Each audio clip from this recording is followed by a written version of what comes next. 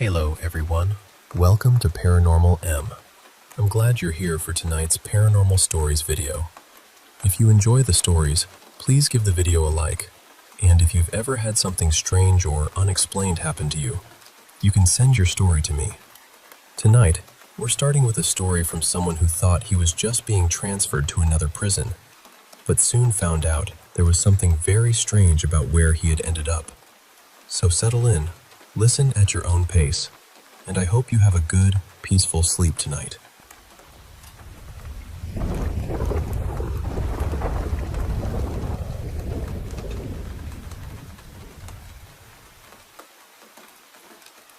Hey, I want to share something with you. Something that happened to me back in 2016. It's a story about being sent to the wrong kind of jail, but not in the way you might think. It's not about being innocent or guilty. It's about being somewhere I wasn't meant to be, and what that did to me. So I was convicted of armed robbery. Yeah, that part's true. But after that, something strange happened. When they moved me from the county jail in October, I went through this intense processing. They didn't just take my fingerprints. They did blood tests, sent my hair off to some lab, and took pictures of my fingernails. I'd never seen anything like it before. It felt like they were pushing me into a particular place, a place I wasn't ready for. I was numb, honestly. I just wanted it all to be over.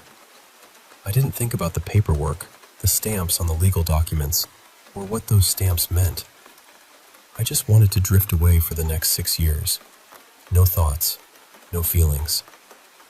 When I got to my new cell, I was paired with a guy named Lian Soon. He was Chinese American, looked like your average college student, but there was something off about him. He didn't really look at you. It was like he was somewhere else, miles away. We barely spoke, just agreed I'd take the top bunk. Our days were simple but rigid. Breakfast, work until 11, lunch, more work, a little time in the yard, dinner, then either programming like religious services or anger management, or an extra hour outside. Lights out by 11. I had a job cleaning bedding, cheap stuff that tore easily. I remember poking a pillow and it going right through like it was paper. Washing them barely helped. I even saw a cockroach crawl out of one pillowcase after a wash, still alive. Feathers from ripped pillows floated everywhere, even in the yard. People mostly kept to themselves. No chatter, no boasting, just quiet survival. But from the start, something about the yard felt wrong. No one used the exercise equipment, no loud conversations or games. People stuck close to the walls or silently walked by the fences. And as soon as the free hour ended, everyone rushed back inside. Dust covered the weights. I couldn't figure it out. By the end of the first week, I was settling in. I'd be out cold by 10 most nights, thankful for bedding with fewer holes. But then there was this one night, the night I couldn't sleep. I lay down, but suddenly I was wide awake. There was this whistling wind down the hall, echoing, growing louder and louder until it sounded like a fire truck siren blaring just for me. I pressed my hands over my ears, buried my head in my pillow, but nothing helped. So I started whispering to myself, just to fill the silence. "Please stop," I kept saying. And you know what? It stopped. The next day I was wiped out. I nodded off at every meal, guards nudged me awake, and the other inmates stared or avoided me like I was broken. When it was time for the yard, the guards pulled me aside to help clean feathers instead. No yard time for me. That night, same story. Wide awake, that howling wind coming down the hall, growing louder. Whispering didn't work anymore. I had to actually speak out loud, even though there was no one there to hear me. Around midnight, I was still awake, talking to myself, trying to drown out the noise that felt like it was trying to pull me apart. I honestly don't know how Lian tolerated it. He just lay there, silent. Things got worse. I barely slept at all. I was exhausted, falling asleep brushing my teeth, losing track of my thoughts. People noticed. There was this guy, Marlon, new like me, short, athletic, itching for a fight. I accidentally bumped into him in the lunch line and he exploded. Pushed me, hit me with a tray, started beating me. The guards were slow to react, so I took it. But then something snapped. I grabbed his shirt, looked him dead in the eye. "You want to get whipped, Greenie?" I said. "You want us to whip you?" It was like words came out of nowhere, forced out by exhaustion. He froze, shocked. His eyes welled up, and he backed against a wall, speechless. The guards finally stepped in, and the fight ended. I whispered, "See you at the orchard, Greenie. Whip, whip." Marlon broke down, screaming and crying on the floor. The guards carried him away. I thought I'd feel better afterward, but instead, I felt like a freak. Everyone stared like I was some kind of monster. That smile on my face wasn't mine. It was fake, a mask. I was losing control, scared I was becoming a puppet to something else. That night, I didn't even try to sleep. I paced, screamed into a pillow, massaged my ears. Leanne finally looked at me, not through me. "You on something? You itching?" he asked. "No," I said. "Just broken. Something's not right." "You phobic? Trouble with the walls?" "Maybe. I don't know. Can't sleep." "Looks like you sleep all the time, just not in here." He asked about my stamps. Blue ones. Apparently everyone got them. "What shape?" he asked. "Dunno." He said most had a hand stamp, some had a sunflower. The sunflower ones were different. "Maladaptive," he said, like it was a secret code. I laughed bitterly. Private prisons. Bullshit, all of it. Leanne sighed and closed his eyes. That night, the wind was louder than ever. I pressed my head against the door, hoping it would take pity on me, that it'd either end me or stop. And then, something strange happened. The wind softened to a whistle, then a gentle hum. It turned beautiful. I leaned into it and, for the first time in forever, I slept deeply. Next morning, Leanne woke me as the guards did rounds. I felt amazing, but even then, that faint whistling lingered in my mind. It was like a melody speaking through feelings, not words. I wasn't paying attention during breakfast. Then Marlon crept up behind me with a sharpened toothbrush. Something inside me screamed to hurt him, and I did. The world shifted. I felt taller, stronger, like I was a kid running through an orchard, being chased by brothers holding tire irons. "Whip, whip," I remembered saying. When I came to, I was laughing, but it wasn't my laugh. Marlon was on the floor, bleeding badly, twitching like a fish out of water. I had no idea how far I'd gone, but it looked brutal. They took me back to my cell, parading me like a prize. Inmates stared, then recoiled. I was locked in for hours, no one allowed inside. The singing in my head kept growing, turning to pain if I tried to resist. I paced, spewing nonsense, random words about people I didn't even know. When the guards finally opened the door, tasers ready, I didn't stop talking. I ranted about things no one could understand. Then, zap! The taser hit my neck. I didn't even feel it. I convulsed, laughing inside, trapped by someone else's control. They dragged me out to the yard. The guards spoke quietly nearby, like they were in another room. "Hatchet men mixed up the blood works," one said. "Got the wrong class." "Shit, we got a bloomer?"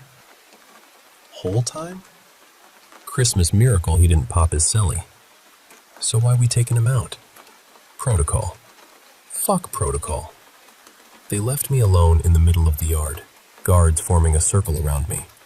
I felt a tingle, like my mind and body pouring back into each other, memories, language, senses returning. I stood, barefoot, the cold air sharp on my skin. The sky was still, but heavy with menace. "Nothing's happening. Take him in?" "Hold on. Look up." At first I thought snow was falling, but it wasn't snow. A single white feather landed on my nose. I looked up into the clouds, and there it was. Something enormous, impossible. An eye in the sky. It spoke to me without words, flashing memories I didn't know I had. Waking in my crib, my mother's cardigan, her big glasses, toys dancing overhead. It told me we're born to reach beyond ourselves, to stretch toward the sky, to pull the unknown into our being. This was my instinct, my purpose. "No," I gasped. I floated 6 feet off the ground, suspended between two worlds. "No!" I screamed, memories of dreams, love, joy rushing toward me, waiting to be grasped. But that eye wasn't cruel or angry, just vast, beyond comprehension. I was a strand of wheat, plucked by a farmer's hand. "No, no, no!" I cried out. Guards grabbed my legs, pulling me down, tearing me in two. The peaceful silence turned to a scream. "We got it! Get him out!" Suddenly, one guard went limp, whisked away by an invisible force like a soft whistle in the wind. Another fell, grabbed, and vanished into the dark. "Run!" the remaining guards shouted, waving me inside desperately. Every part of me wanted to stay, to reach up, to touch the sky, to return to that place I was meant to be. But my body knew to run. Inside, the yard erupted. The howling wind was gone, replaced by the sound of destruction. Meat and bone flying, fabric torn. Whatever had been up there was satisfied. We stood silently, not as inmates and guards, but as people trying to grasp the unexplainable. The next day they reprocessed me. This time, the blood test was clear. No mix-up. I finally saw the blue sunflower stamp on my papers. They moved me out of state, said it was for security because of the fight with Marlin. But I knew better. It was about correcting a mistake. That prison had a purpose, but I wasn't part of it. I did my time somewhere with no wind, no whispers. Now I'm out on parole. But even now, when I hear a whistling wind, a shiver runs through me. I'm scared of my dreams, my memories. Scared there's still something inside me pulling me back, telling me to look up. My psychiatrist, Dr. Bogan, says I have agoraphobic trauma. She wants to try experimental treatments, but I'm hesitant. Overexposure therapy sounds risky. Still, sometimes I wake in the middle of the night, my body speaking truths I don't understand. Sometimes in no language at all, and every now and then, a single white feather lands on my shoulder, and I know. Looking up again could be the end of me.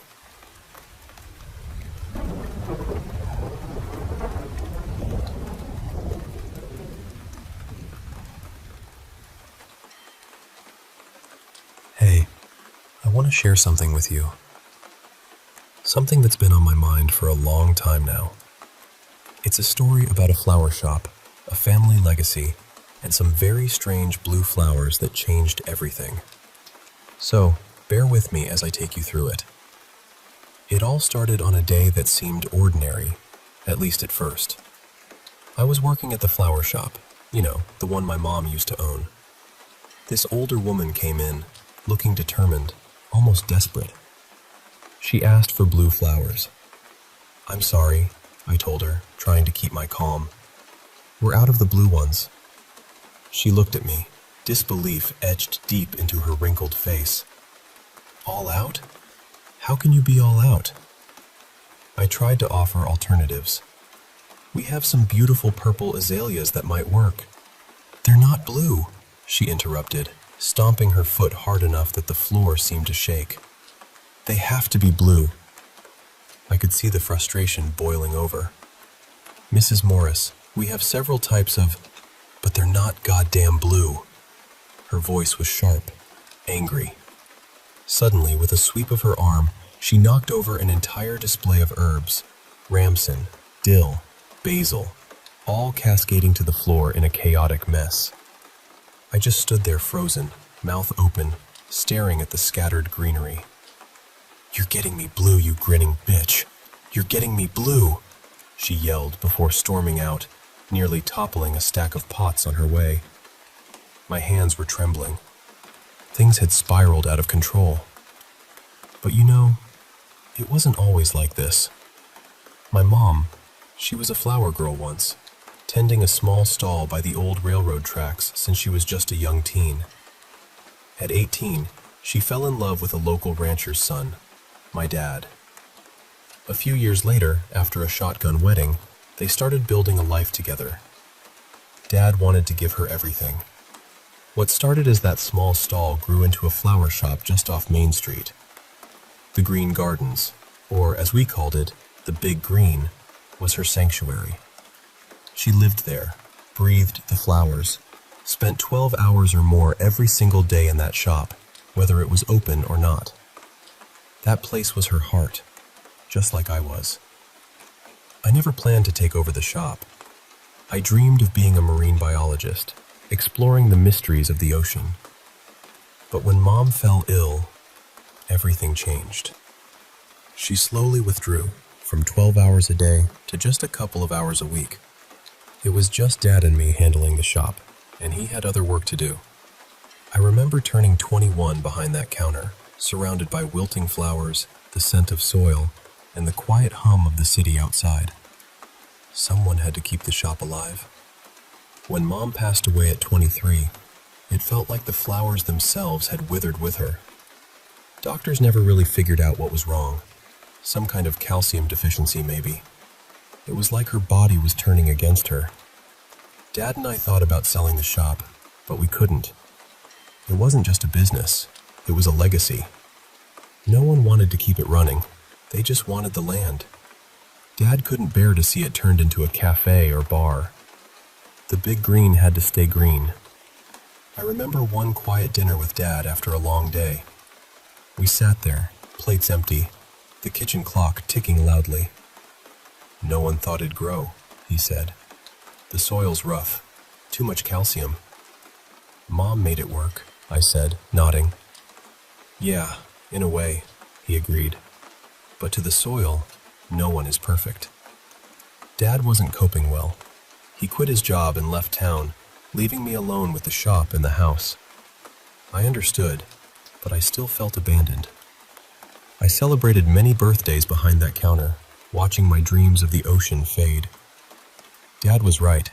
The soil was stubborn and unforgiving. We brought in flowers from suppliers, but we also tried growing local varieties like forget-me-nots, garden roses, lilacs, and sunflowers in our greenhouses. Over the years, though, it became harder to keep anything alive. Roses crumbled, lilacs lost their color, and even the flowers in the shop would dry up, no matter how much water they got. One early June morning stands out. I opened the shop to find every plant in the front window dead overnight.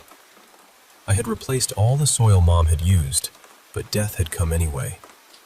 That day, I closed the shop early, wondering if I should even open it again. Then, things started to change. The next day, 2 elderly women were admiring the front window. I'd cleaned most of the dead plants, but a few sunflowers in the corner looked strange. I hadn't even removed them. They were vibrant blue with black stems. Blue? That was odd. "Trying something new?" Mrs. Solis asked with a smile. "Lovely color." "Yeah," I said, still uneasy. "It is." They looked at me, waiting for an explanation. I had none. The flowers felt alive in a way I couldn't explain. It was as if I was the intruder, not them. Throughout the day, more of these blue flowers appeared. Sunflowers, lilacs, dahlias, freesias, all tinged with this unnatural blue. Mrs. Solis and her friend oohed and awed, marveling at the novelty. "Did you dye them?" she asked. "No," I answered, though truthfully, I hadn't grown them either.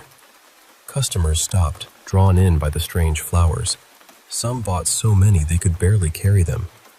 I swear, some flowers seemed to appear out of thin air. People smelled them, stroked their petals, admired the different shades of blue.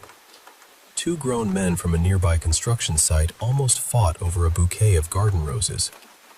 By closing time, only a few non-blue flowers remained, those that had somehow survived the drought. I called my supplier, but no extra shipments were available. I had to rely on what was in the greenhouse. To my shock, the greenhouses were bursting with blue flowers. Smaller, yes, but vibrant and alive. Overnight, the green gardens had turned blue. People loved them, but I felt uneasy. Alone with those flowers, I felt watched, judged, like they were turning towards me. That night, I called Dad for the first time in months. "Are you okay?" he asked, concern in his voice. "Dad, did Mom ever talk about blue flowers?" There was a long pause, then his breath caught.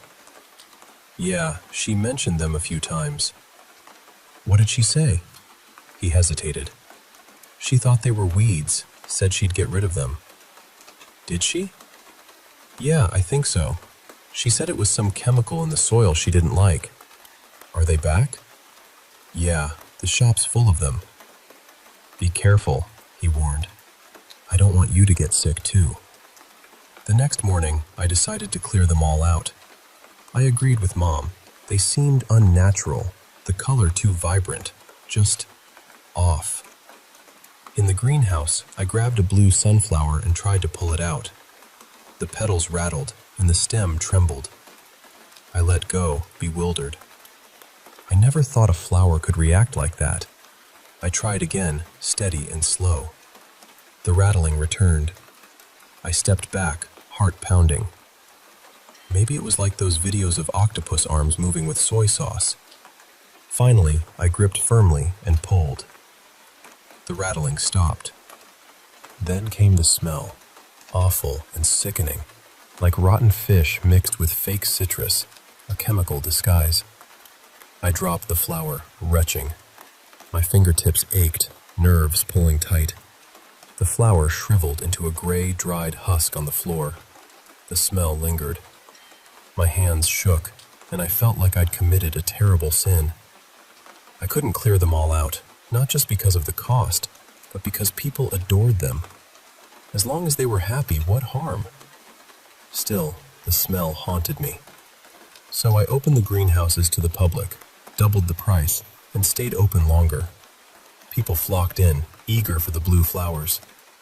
Even John Gaines, the stoic guy from the gas station, smiled as he picked one. I let it happen. The blue flowers spread everywhere, their color in every window, garden, storefront. The green gardens was becoming the blue gardens, fitting somehow, given my marine biology dreams. Then came Mrs. Morris's outburst, the day she trashed the herbs and demanded blue flowers. It was a turning point. Her anger was more than grumpiness. It felt like something darker. Other customers began acting strangely, some verbally abusive. That night, exhausted, I slumped by the front door. Despite thinking we were out of blue flowers, a few remained. They rattled their petals, as if responding to me, then stopped together. I wanted to ask if they could hear me, if they had hurt Mom, but I was too scared. What if they answered? Paranoia crept in. I imagined them whispering when I wasn't around, like a twisted Toy Story nightmare. But flowers are flowers, right? Still, the soil imbalance theory didn't explain the violence. On my way to work, I saw blue flowers everywhere, even ones that didn't belong, like a blue Venus flytrap outside a gas station, swollen with flies. It wasn't from my shop. That morning, the store was full of pristine blue flowers, some in pots without soil. The shop looked brand new, smelling sweet and tempting. But all I wanted was to run. So I closed the blue gardens. I taped black bags over the windows and put up a handwritten, "Closed until further notice" sign. Across the street, I heard protests, Mrs. Morris among them. I hurried away. Later, my phone buzzed non-stop. Calls, messages demanding I open. One message chilled me. were going in. I knew they were breaking in. I couldn't let them destroy Mom's shop. I called the police and raced there, but it was too late. Windows shattered, pots overturned, flowers stolen or crushed. The sign vandalized to read only "The Blue." I stood frozen, tears blurring the chaos. A police officer approached, a kind man in his 50s. "I'm sorry," he said. "Insurance should cover it. You need a moment?"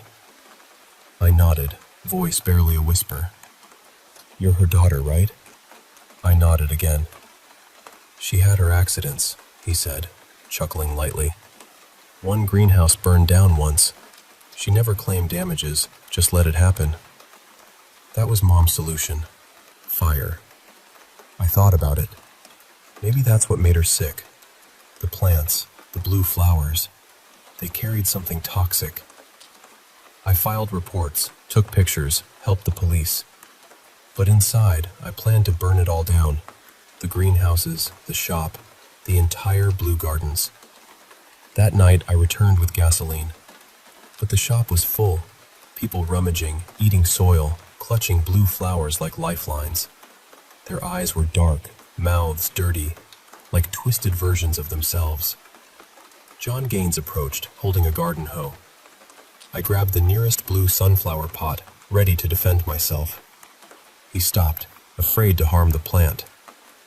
The flower became my shield. I poured gas everywhere, the smell burning my lungs. I stepped back, lit a lighter, and shouted, "Out! Now!" Flames roared. Screams echoed, human and not. People stumbled out, choking on dirt and seeds, tears streaming. I held tight to the little blue sunflower, my guardian. Around me, the world burned.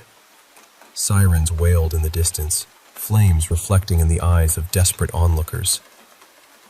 That was years ago. I kept one flower, a single blue sunflower, my sad sunflower, named for its lonely color. I left it in an old apartment, a tiny infection to keep me balanced. I left town, sold the house, and finally pursued my marine biology degree, chasing the true big blue, the ocean. It's sad, losing the green gardens, like losing Mom again. But I think she'd want peace, not this nightmare. I hope the sad sunflower remains alone, and that the blue gardens never harm anyone again. Thanks for listening. Sometimes the strangest stories are the ones closest to home.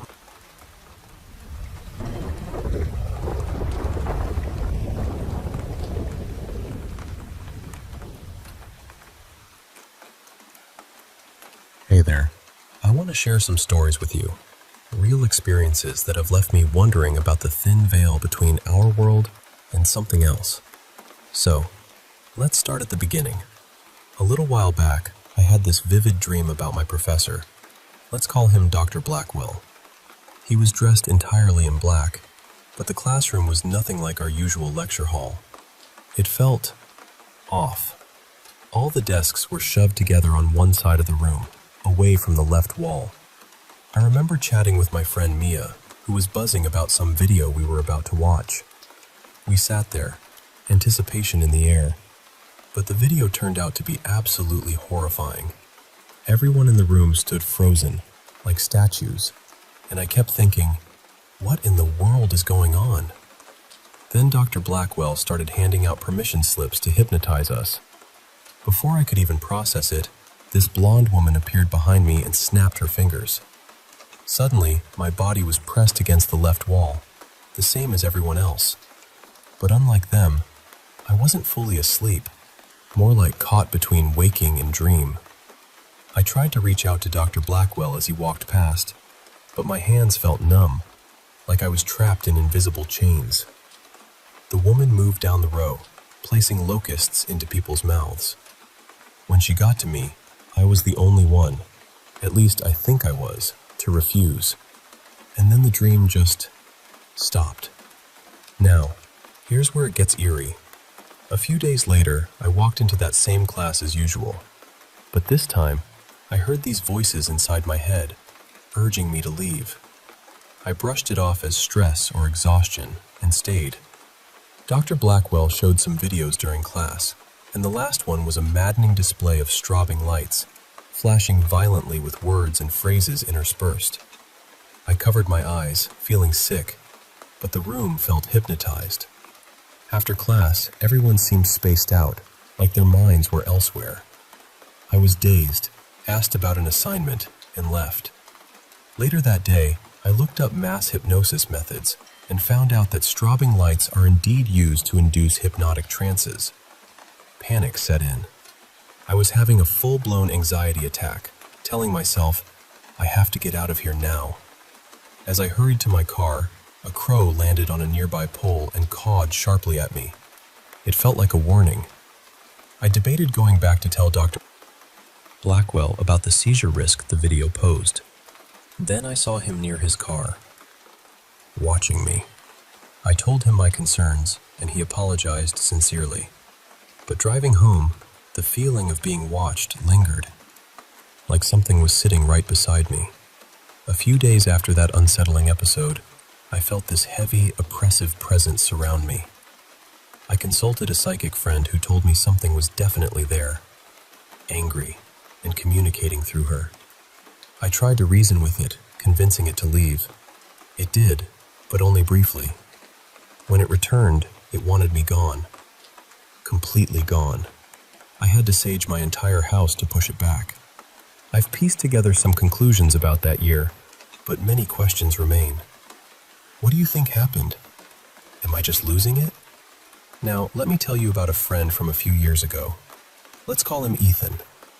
In 2019, Ethan was dealing with something deeply troubling.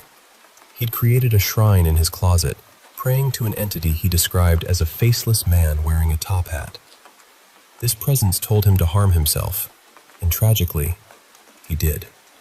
He'd been battling this torment for years before he reached out to me and another friend for help.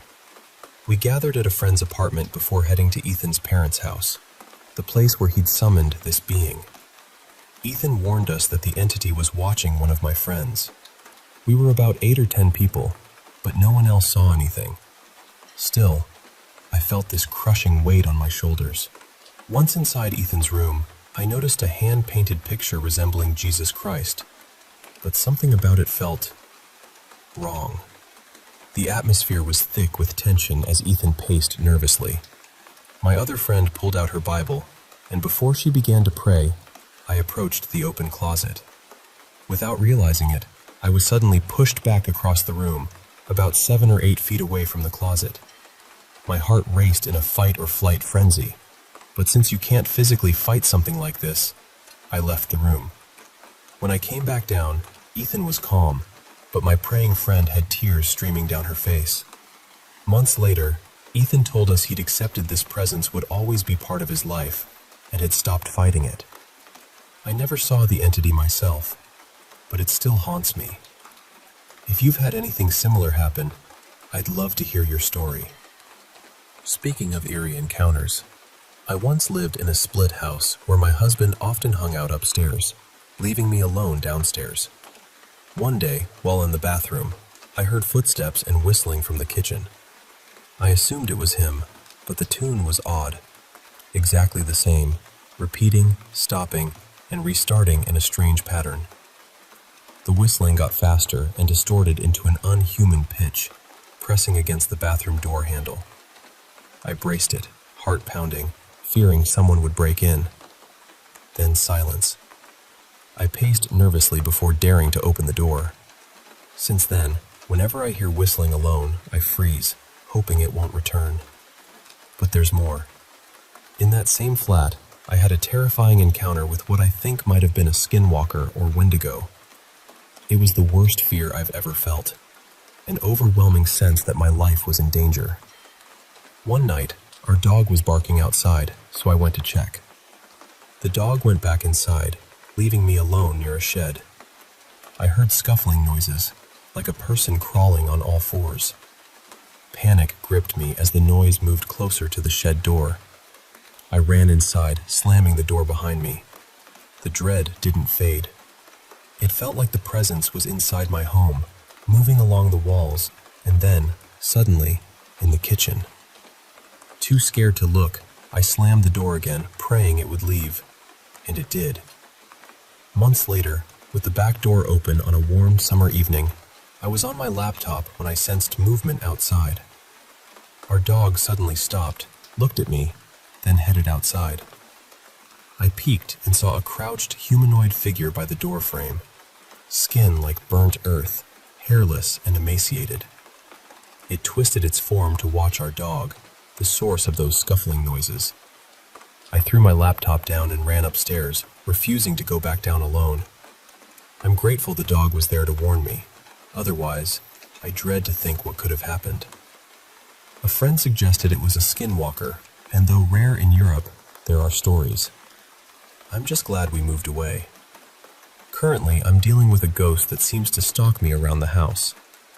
I've always lived with spirits, given my proximity to a large graveyard, but this presence is different. It follows me up and down the stairs, but never crosses the last 5 steps. Sometimes it leans over me while I brush my teeth, watching through the mirror. When my husband was away recently, it grew stronger, and I started having visions of a pale figure with long, unkempt black hair and a hunched back. I'd caught glimpses of its face in the mirror before. Pale, haunting. At night, it creeps into my bedroom, leaning close to me, staring silently. Its presence feels like static electricity against my skin. I have to turn away to sleep. When my husband returned, it backed off but still lingered nearby, waiting in the spare room. Now, on May 1st, it's back, following me, even reaching out to touch my hair. I've told it to stop, but it just keeps coming, unfazed by my awareness. I don't know what it wants, but it's relentless. One more dream I had was about a lonely woman in a cornfield. After a long day, I closed my eyes and saw an old farm field. The scarecrow was nothing but broken wood and tattered clothes. The weeds had overtaken everything, and the ground was uneven with mounds of dirt. Suddenly, the view sank beneath the earth, revealing a woman's face, pale, rotting, surrounded by roots. She stared straight at me, abandoned and forgotten. I opened my eyes, hoping the image would fade, but it stayed.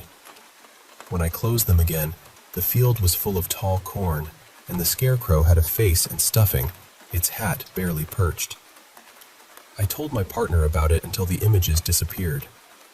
The field felt isolated, surrounded by trees, with a small wooden fence.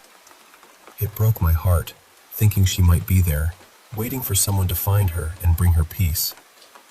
Lastly, I have to tell you about the most terrifying presence I've faced, the haunting smiler. This thing appears in my dreams, and sometimes even in waking moments. Its face is disturbingly human, but just beyond human limits. Eyes wide open, round eyeballs visible, filled with a chilling intensity like someone staring death in the face. Its mouth is a closed, effortless smile, like Jack Nicholson's Joker, but the expression is blank and silent. One time, I dreamed I was cleaning the house and saw my partner standing by the boiler in the airing cupboard, which was impossible because of the shelves. The face was wrong. It was the smiler's. I woke up terrified, unable to shake the feeling. Another time, in a store, I felt that off presence again, and turned to see the smiler in someone else's body, staring at me. I snapped awake. Once, unable to sleep, I felt it enter my room, bending over me with its face inches from mine. I clung to my partner, eyes shut tight, until it vanished. Last night, in a dream, I saw a woman shouting at me about a game on her phone. Suddenly, the smiler appeared, wearing the woman's hair, looming high in the doorway, staring and smiling. I tried to scream, but only muffled sounds came out until my partner woke me. This thing seems determined to torment me, but I'm staying put for now. If anyone recognizes this or has faced something similar, please reach out. I'm not sure what it is, but I'm grateful to be sharing these stories with someone who might understand. Thanks for listening, And if you ever feel like the shadows are reaching out, remember, you're not alone.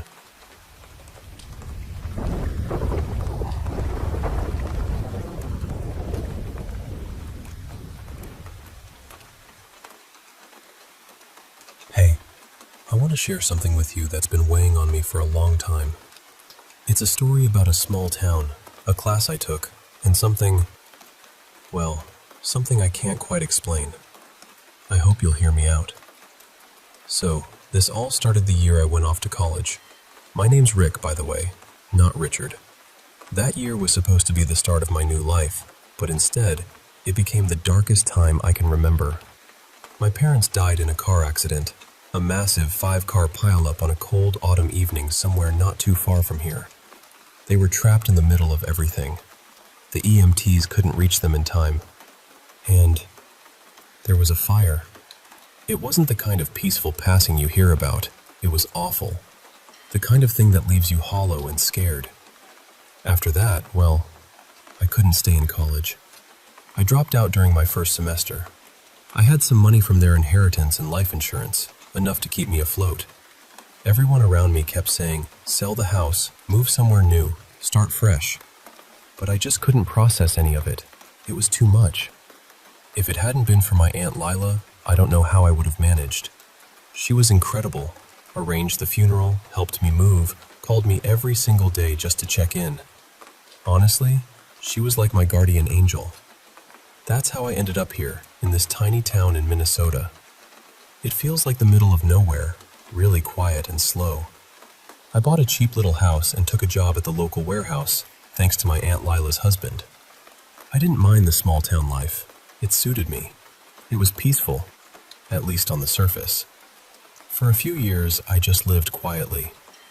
After a while, once the initial chaos settled, I thought about going back to school, just a little. I'd always been interested in electronics, tinkering with things.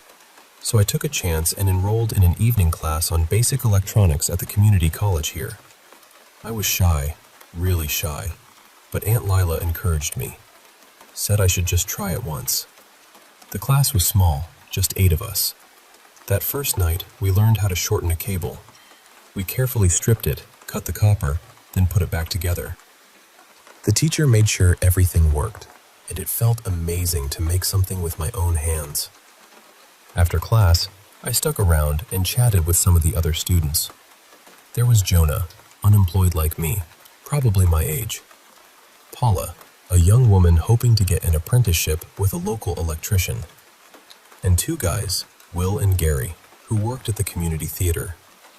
We were deep in conversation when Will smiled and said, just small-scale stuff, adding little lights to backdrops, that kind of thing.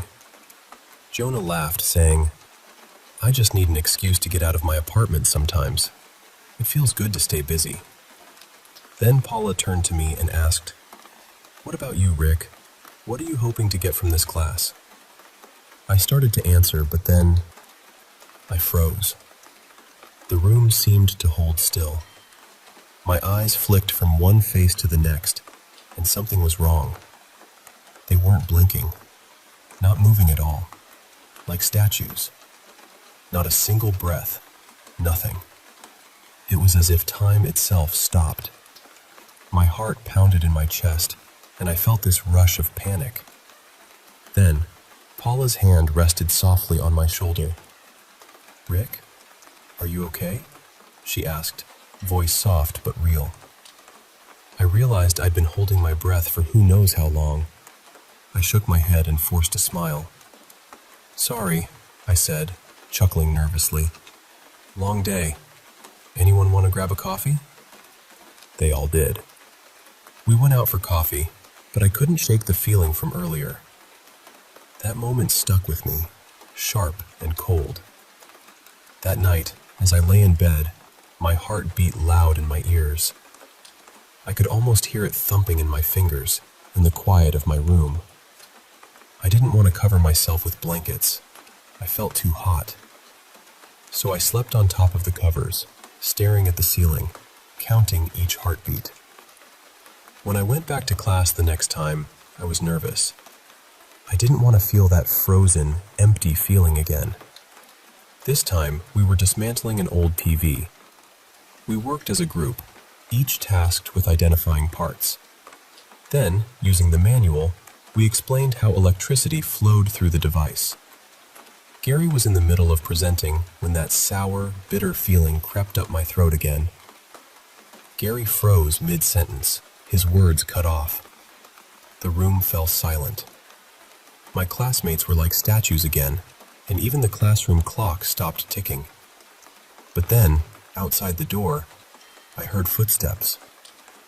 Uneven steps, one foot stepping firmly, the other dragging slowly.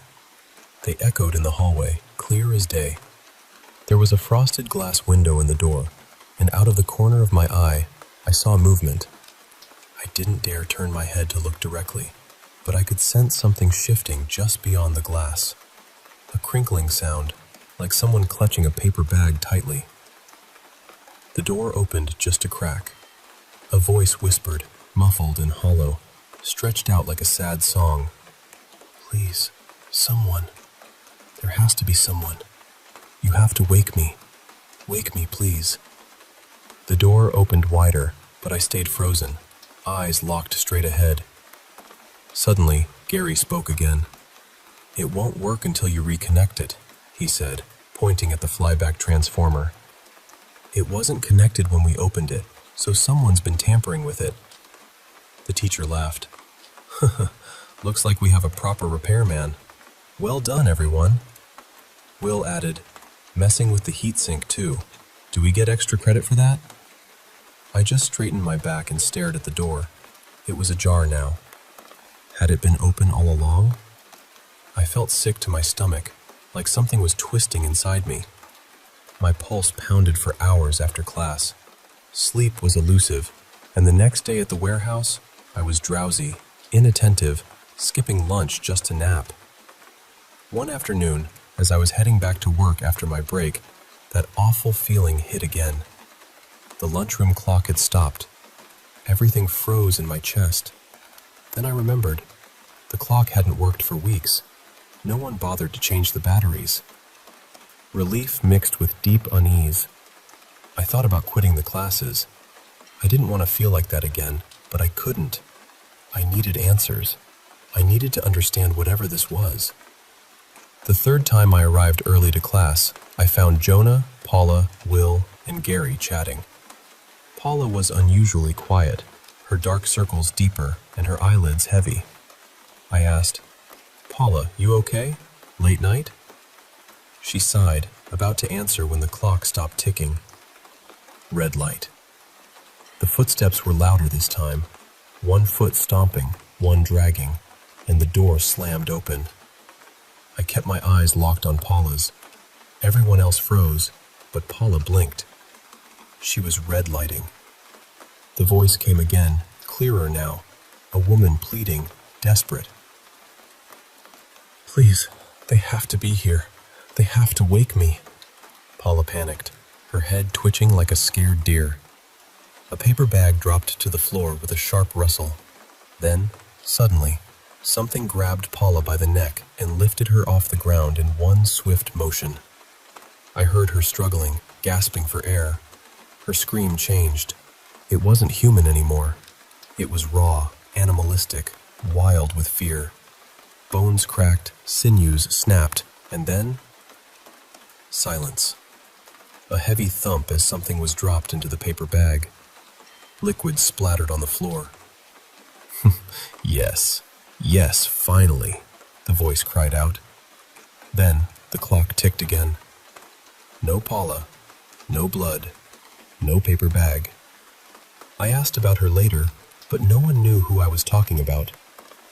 Paula? What Paula? They said. I couldn't take it. I nearly tripped over a chair as I bolted out of the room. I ran down the hallway, out the back door, through the patch of blue sunflowers the garden club had planted. I knocked over bikes, jumped fences, and finally reached my car. I fumbled with my keys, got in, and sped off without even buckling my seatbelt. I was done. Leaving this town behind seemed like the only way to escape. I took the main street, then a shortcut by Frog Lake, through an old tunnel near the lumber mills, and onto the freeway, breaking every traffic law I could without caring.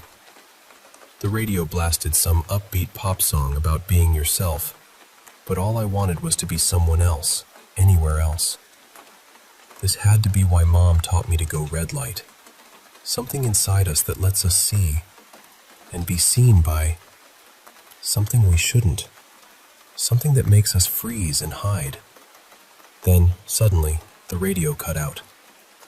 Red light. My car stalled on the freeway, engine silent. Streetlights shone down like cold stars. I stared straight ahead, heart pounding. On the passenger seat, there was something. A figure with a paper bag in their lap.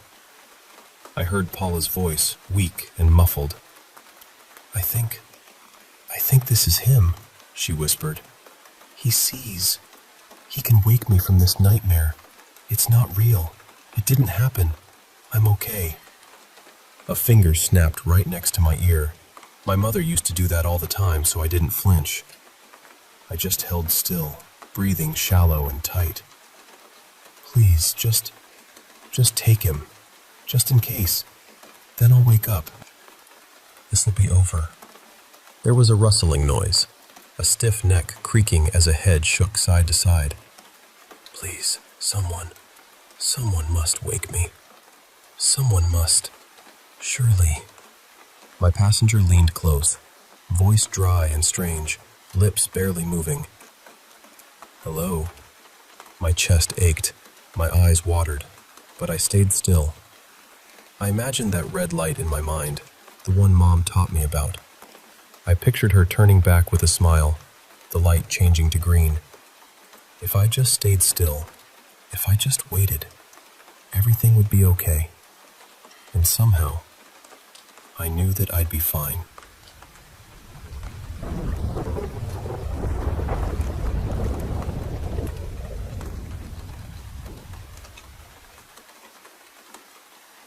You know, it was late last summer when I decided to head north for my brother's wedding. The whole trip was supposed to kick off my vacation, so I thought, why not make a few stops along the way? Nothing fancy, just some camping here, a bit of fishing there. My brother, who's set to stop in Minneapolis, was really eager for us to have a day just shopping together.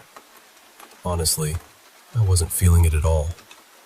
He was caught up in this kind of head-in-the-clouds bliss, all starry-eyed and talking about his perfect future. And I? Well, it just soured my mood.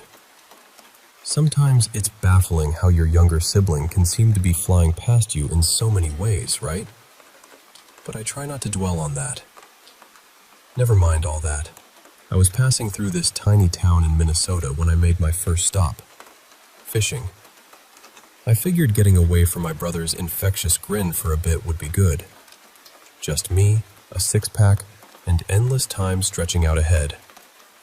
Perfect deal, right?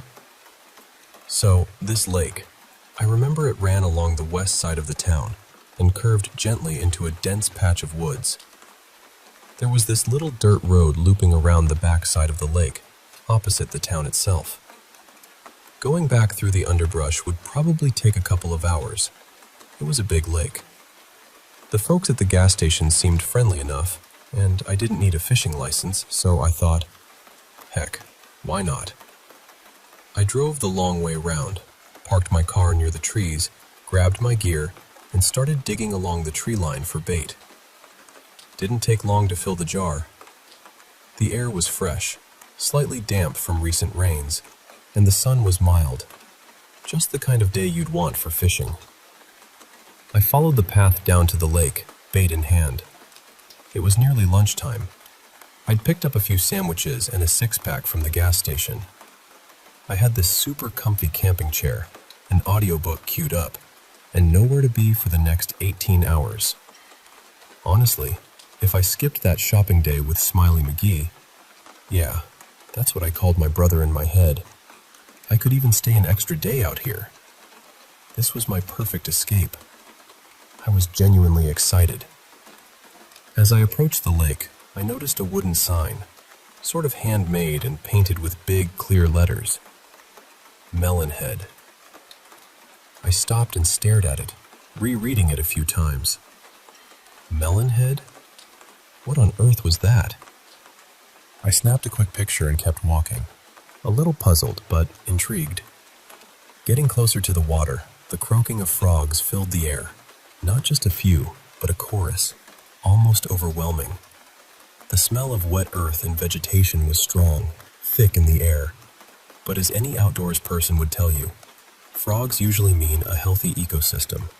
I mean, sure, in places like Australia they can be invasive, but here, it felt right. I unpacked my chair on the sandy beach, peeled off my shoes, and set up 2 fishing rods. I stuck them into empty bottles I dug into the sand so I could step back and relax.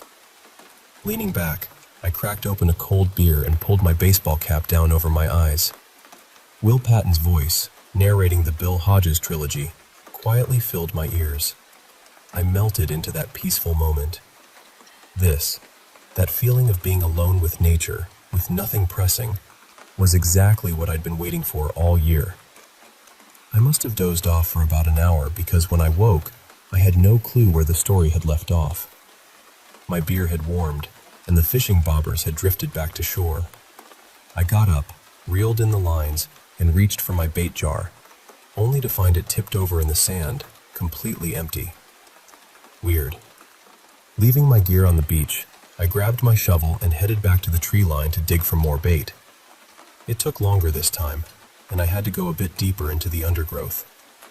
The frogs had quieted down, and I could see clouds gathering on the horizon, dark and threatening.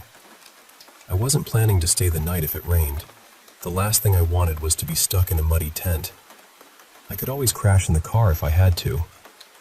When I got back to my chair, a strange feeling crept over me. Something was off. I couldn't quite put my finger on it, but something had been moved. The peacefulness I felt earlier had shifted, and even though Will Patton's voice was still talking in my ear, it was just noise now. Background chatter I barely heard. Then my phone chimed with a message from my brother. I turned it off and pulled out my headphones. That's when it hit me. All the frogs around me had gone completely silent. Just dead quiet. I stood there holding my bait jar, silent wind rustling the birch trees around me, and I couldn't shake the eerie feeling wrapping itself around my chest. Determined, I tried again. I threaded my bait and cast my lines once more. Set the rods, put my headphones back on, and ignored the lukewarm beer. As I rewound the audiobook, I caught sight of a ripple on the lake. Not huge, but definitely there. Maybe a fish surfacing. Maybe this wasn't a lost cause.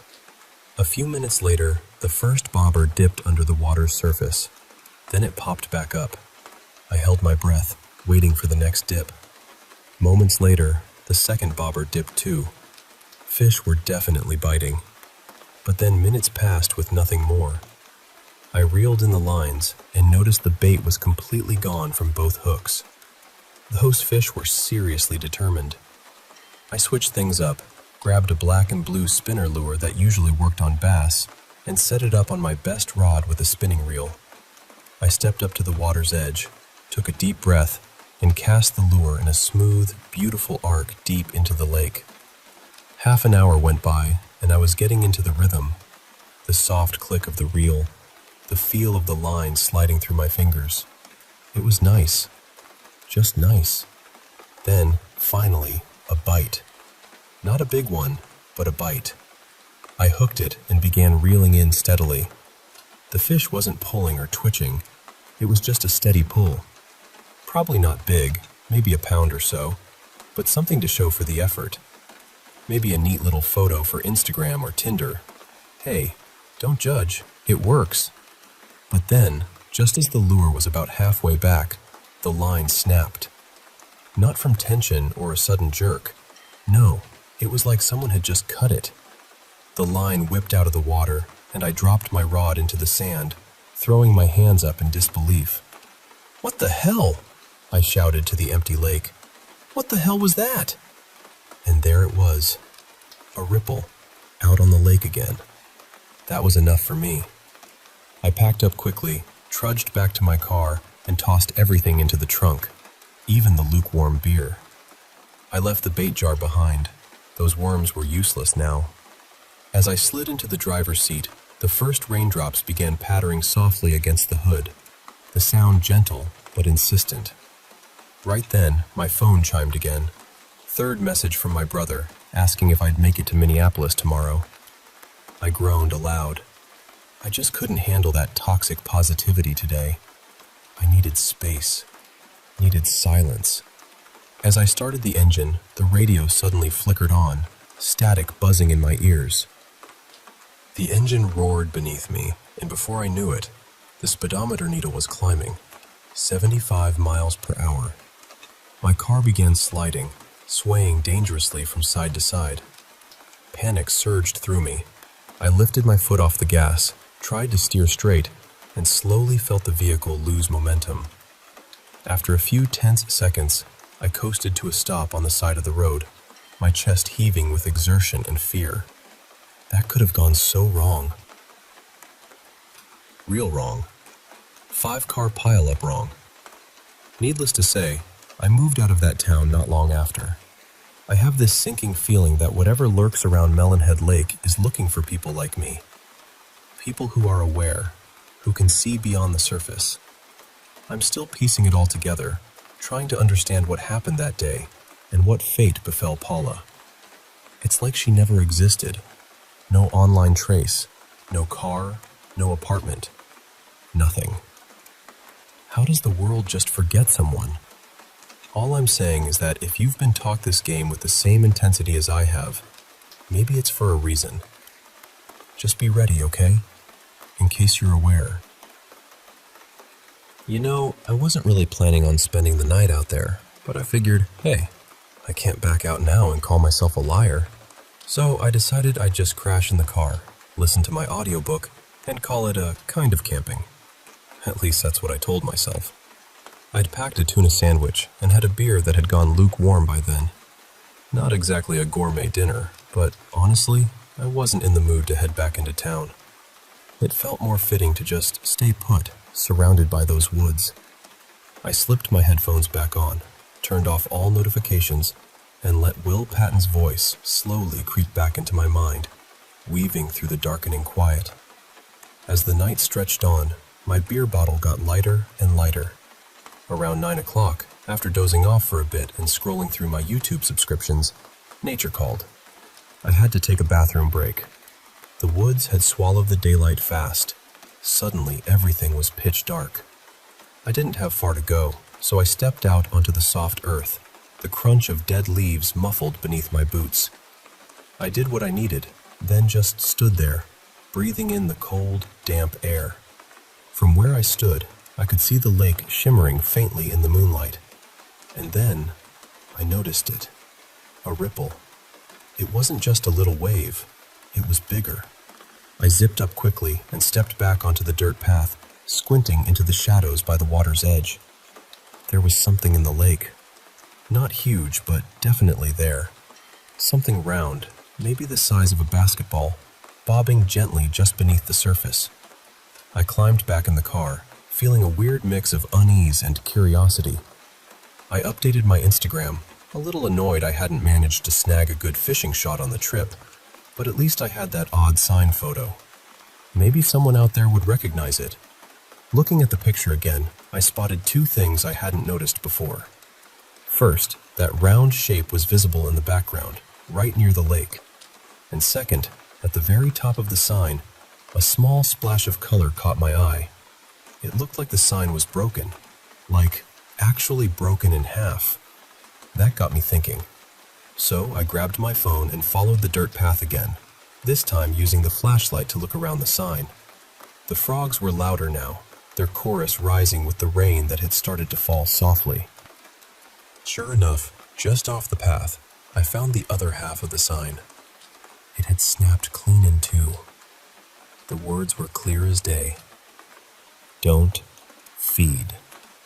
And below that, don't feed Melonhead. I blinked, trying to process. Melonhead? What the hell was that? Then all the pieces started clicking. The bait jar going empty, the bait disappearing from my hooks, my fishing line getting cut like someone or something was messing with me. Was I actually feeding whatever creature Melonhead was? I turned to head back to the car, and that's when I saw it, or him, standing right on the path. I didn't raise my phone or make any sudden moves. I just froze, heart pounding so hard I thought it might burst. The shape was humanoid, but tall, at least 2 heads taller than me, with a hunched back and long webbed fingers. Its breathing was uneven and rattled a large sack in its chest. It dropped my bait jar right in front of me. More. The sound it made was disgusting, a gurgling noise somewhere between a cough and a breath. I slowly picked up the jar and looked up to get a better look. And there it was. A massive, melon-sized head, kind of greenish in tint. That was what had been poking out of the lake all day. I need my shovel, I stammered, panic rising. It's just... more. It stepped closer with a sick squelch sound. I stumbled back, tripping over my own feet, and scrambled into the bushes. I dropped to my hands and knees and started digging frantically with my bare fingers. I clawed at the earth, pulling up thick, sticky clumps of dirt that dripped between my hands. I could feel tiny worms wriggling as I gathered the dirt and worms into the jar. Melonhead leaned over me, breathing heavily, watching.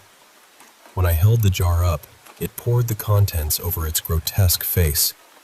The creature sifted through the dirt with its tongue and spat the dirt back out, then dropped the jar back beside me.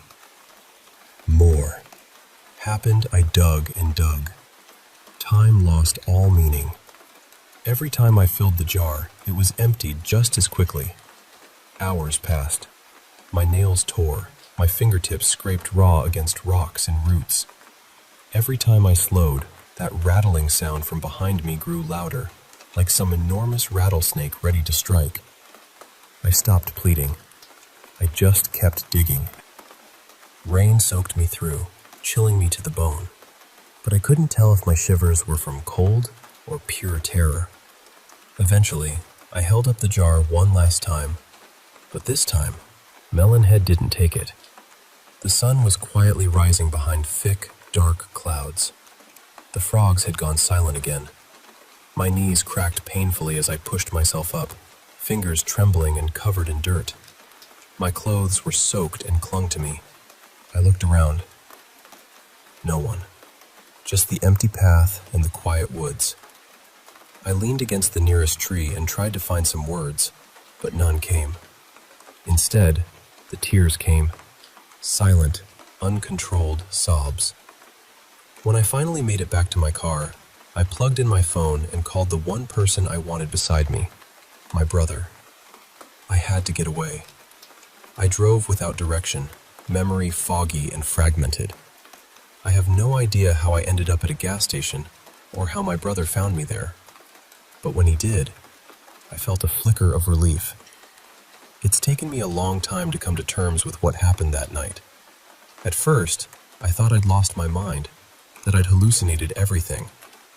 I stayed silent, afraid it sounded insane. But I was there, all night, digging on my hands and knees. I wouldn't do that for nothing. I was there, and so was Melonhead. I decided to finally share this after seeing a couple of people post pictures of that same broken sign on Instagram recently. It was still snapped in two, and there, in the background, was that same round shape, bobbing quietly in the water.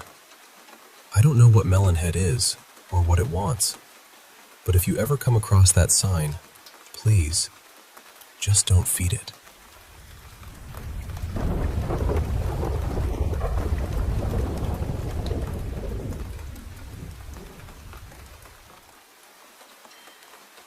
I grew up in a very religious part of the southern United States, so ghost stories were just kind of part of the air.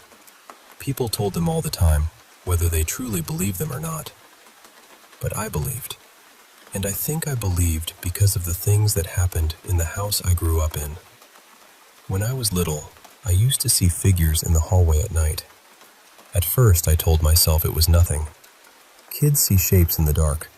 Your eyes play tricks on you. That is what I wanted to believe. But then, I saw one closer. One early morning, I woke up on the living room couch. I had fallen asleep there the night before, and when I opened my eyes, the first thing I saw was this figure crouched on the back of the couch, leaning over me. People always say, "That sounds like sleep paralysis." But I could move. I moved my arms. I sat up. And only after I sat up did that thing pull back into the shadows. Later that day, I told my older brother Caleb what happened. He got really quiet and started asking questions. He said, "Did it have eyes?" I said, "No, but I could feel it looking at me." Then he asked, "Did it look kind of like a mannequin?" And I said, "Yeah, kind of." He kept asking me little things about how it looked, and then he told me something I had never heard before. He said when he was around 5 or 6, he was sleeping in our parents' room. He woke up and saw 3 of those things on the ceiling, staring down at him with these hollow, mannequin-like eye sockets. He sat up and ran to the bathroom. And while he was running, he said they moved across the ceiling, not into the shadows, but over Mom and Dad. He got so scared he threw up. He told me he never saw them again after that. Those are the only stories I know about those figures, but there were other strange things in that house too. One time, I was in the living room watching a movie with my mom. We had this little camera in my parents' room with a speaker on it, and sometimes my dad would use it to talk to us from there. The speaker was awful. Most of the time it sounded screechy, and at its worst, it came through like a glitchy mumble. So when we heard a weird, crackly voice come through it, we did not think much of it at first. I went to my parents' room and asked my dad what he had said. He looked confused, and told me he had not used the camera at all. We thought it was strange, but we tried to brush it off. Then, a few months later, it happened again. Same situation. My mom and I were in the living room, and the camera made that sound again. Except this time, it sounded more like someone talking. It almost sounded like my dad, but not quite. Just close enough to feel wrong. I went and asked him about it again, and again, he said he had not touched it. Another story came from my other older brother, Mason. We were talking one night about how haunted the house felt, and he told me about something that happened when his bedroom door was cracked open. From where he was sitting, he could see a painting in the hallway reflected through the crack. At one point, he looked over and saw one of our relatives in the reflection, standing in the hallway. So he got up and went out there. But the hallway was empty. He went into the living room, and that same relative was sitting on the couch, watching TV. When he asked if they had just been in the hallway, they said they had not gotten up at all. I have more little stories like that, but that is enough for now. I still do not really know what those things were. I do not know why they seem to show up around us, or why they stopped for some people and not others. But if anyone has ever seen something like that, those pale, hollow, mannequin-looking figures, or if anyone knows how to get rid of them, I would honestly love to know. Anyway, thanks for listening. Goodbye for now.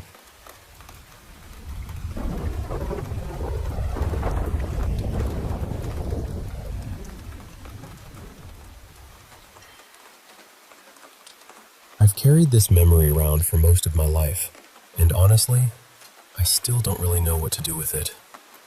When I was about 5 or 6 years old, something strange used to happen to me at night. Back then, I didn't think of it as frightening or even unusual. I was little, and when something happens often enough at that age, your brain just sort of accepts it as part of the world. I would go to sleep like any normal kid. Nothing dramatic, no bad dreams that I remember, no trouble falling asleep. But sometime in the middle of the night, I would wake up. And I don't mean that hazy kind of waking up where you're still half inside a dream. I remember sitting up in bed and knowing exactly where I was. My bed was against the wall, tucked into the corner of the room. There was a small gap on one side where the moonlight from the window would sometimes spill across the floor. And almost every time this happened, I would turn and see my mom standing beside the bed. At least, it looked like my mom. That's the part that still bothers me. It wasn't a shadow. It wasn't some blurry shape in the dark. It looked completely real. Her face, her hair, the way she stood, everything about her looked familiar. But something about it felt wrong. She would just be there, facing me, silent, still. Her expression was always blank, not angry, not kind, not sad, just empty and calm, like she was looking through me instead of at me. I remember reaching out to touch her, and every time, my hand would go right through her. There was no feeling of skin, no warmth, no resistance, nothing. It was like touching air. She looked solid, but she wasn't there in any physical way. Then I would try to call out to her or say something, but I couldn't make a sound. I could open my mouth. I could try to speak, but nothing came out. Not even a whisper. The strangest thing is, I don't remember being scared. That's what makes the memory feel even stranger to me now. I think most children would have cried or screamed, but I didn't. I would just sit there, reaching toward her, trying to speak, waiting for something to change. But nothing ever did. She never moved. She never answered. She never reacted. Eventually, I would get tired of it. Or maybe I'd just feel frustrated in that quiet little kid way. So I would lie back down, turn away, and go to sleep again. This happened over and over. I can't say exactly how many times, but in my memory, it feels like it happened almost every night for a while. I don't remember when it started, and I don't remember when it stopped. One day, it was simply gone from my life. I never told my parents at the time because it didn't occur to me that I should. I thought it was just something that happened at night. Kids can be funny that way. They'll accept the impossible if it shows up often enough. Years later, the memory came back to me, and I realized how bizarre it actually was. As an adult, I've had sleep paralysis a few times, so I've wondered if maybe that's what it was. But it didn't feel the same. With sleep paralysis, I feel trapped in my own body. Back then, I could move. I could sit up. I could reach out. I just couldn't speak, and I couldn't touch her. I've also wondered if it was some kind of dream, but it felt too consistent. The same figure, the same silence, the same blank expression, the same feeling of my hand passing straight through her. I'm a pretty skeptical person, so I don't jump straight to supernatural explanations. But there's still a small part of me that wonders whether I was seeing something my young mind understood as my mom, because that was the closest thing it could make sense of. I don't know. All I know is that I can still picture it clearly, waking up, sitting in the dark, and seeing her there beside my bed, perfectly still, perfectly silent, and somehow not really there at all. Has anyone else ever experienced something like that? Or does anyone have an explanation for what might have been happening?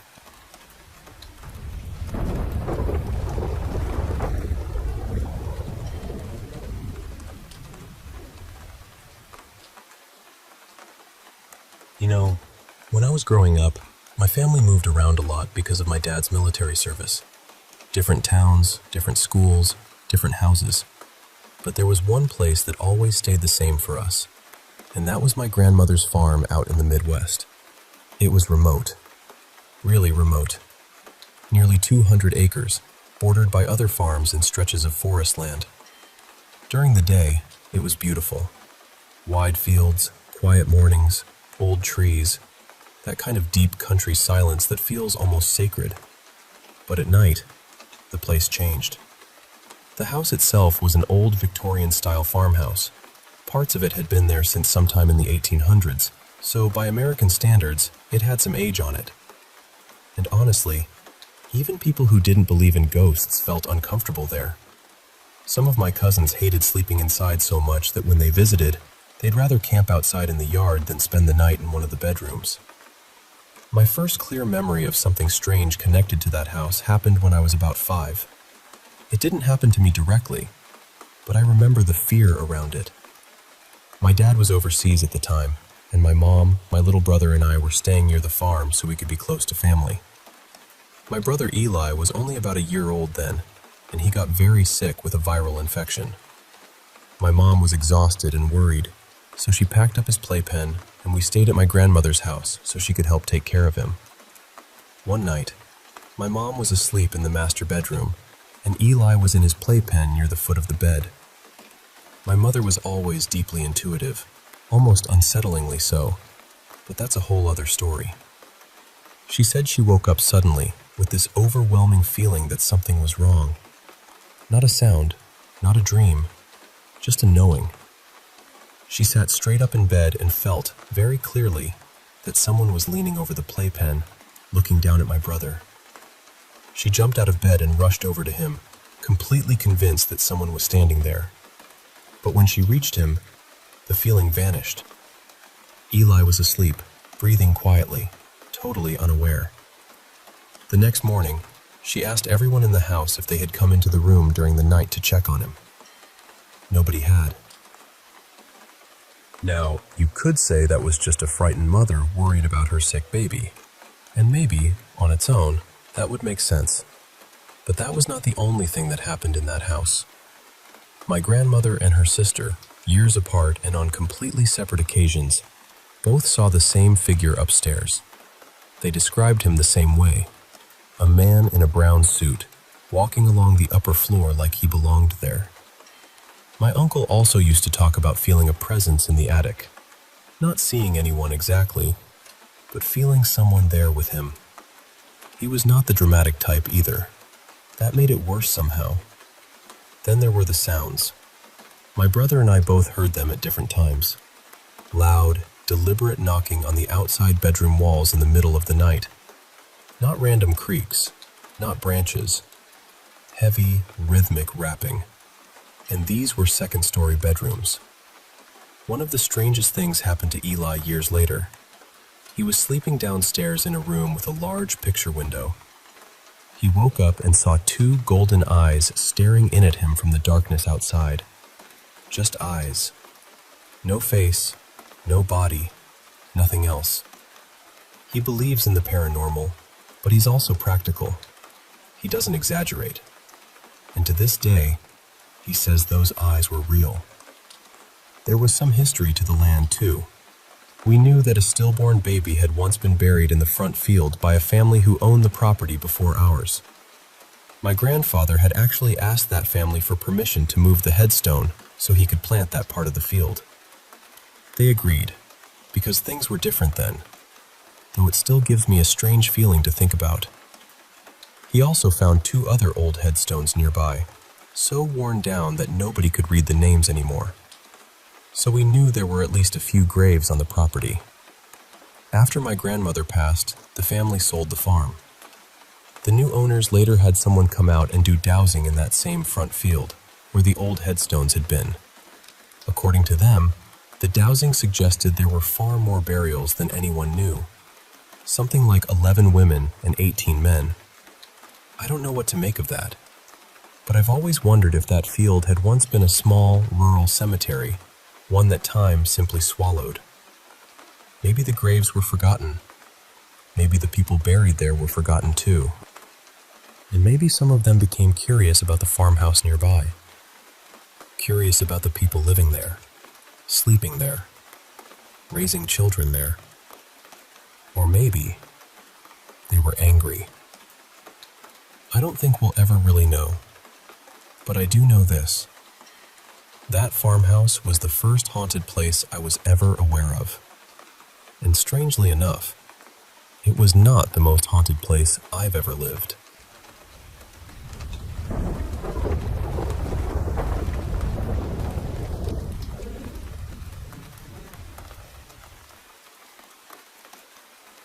was around 4th grade, my family rented this little house near the shoreline. It always felt cold there, even when the weather wasn't supposed to be. People in the area used to say nobody ever stayed in that house for very long, but at the time, we didn't really take it seriously. We moved in anyway. It was a small place, just 3 bedrooms. When you walked in, the living room was on the left, the kitchen was on the right, and there was this narrow hallway leading to the bedrooms. My parents' room was the one that felt the strangest to me. That was where my parents, my little sister and I all slept together.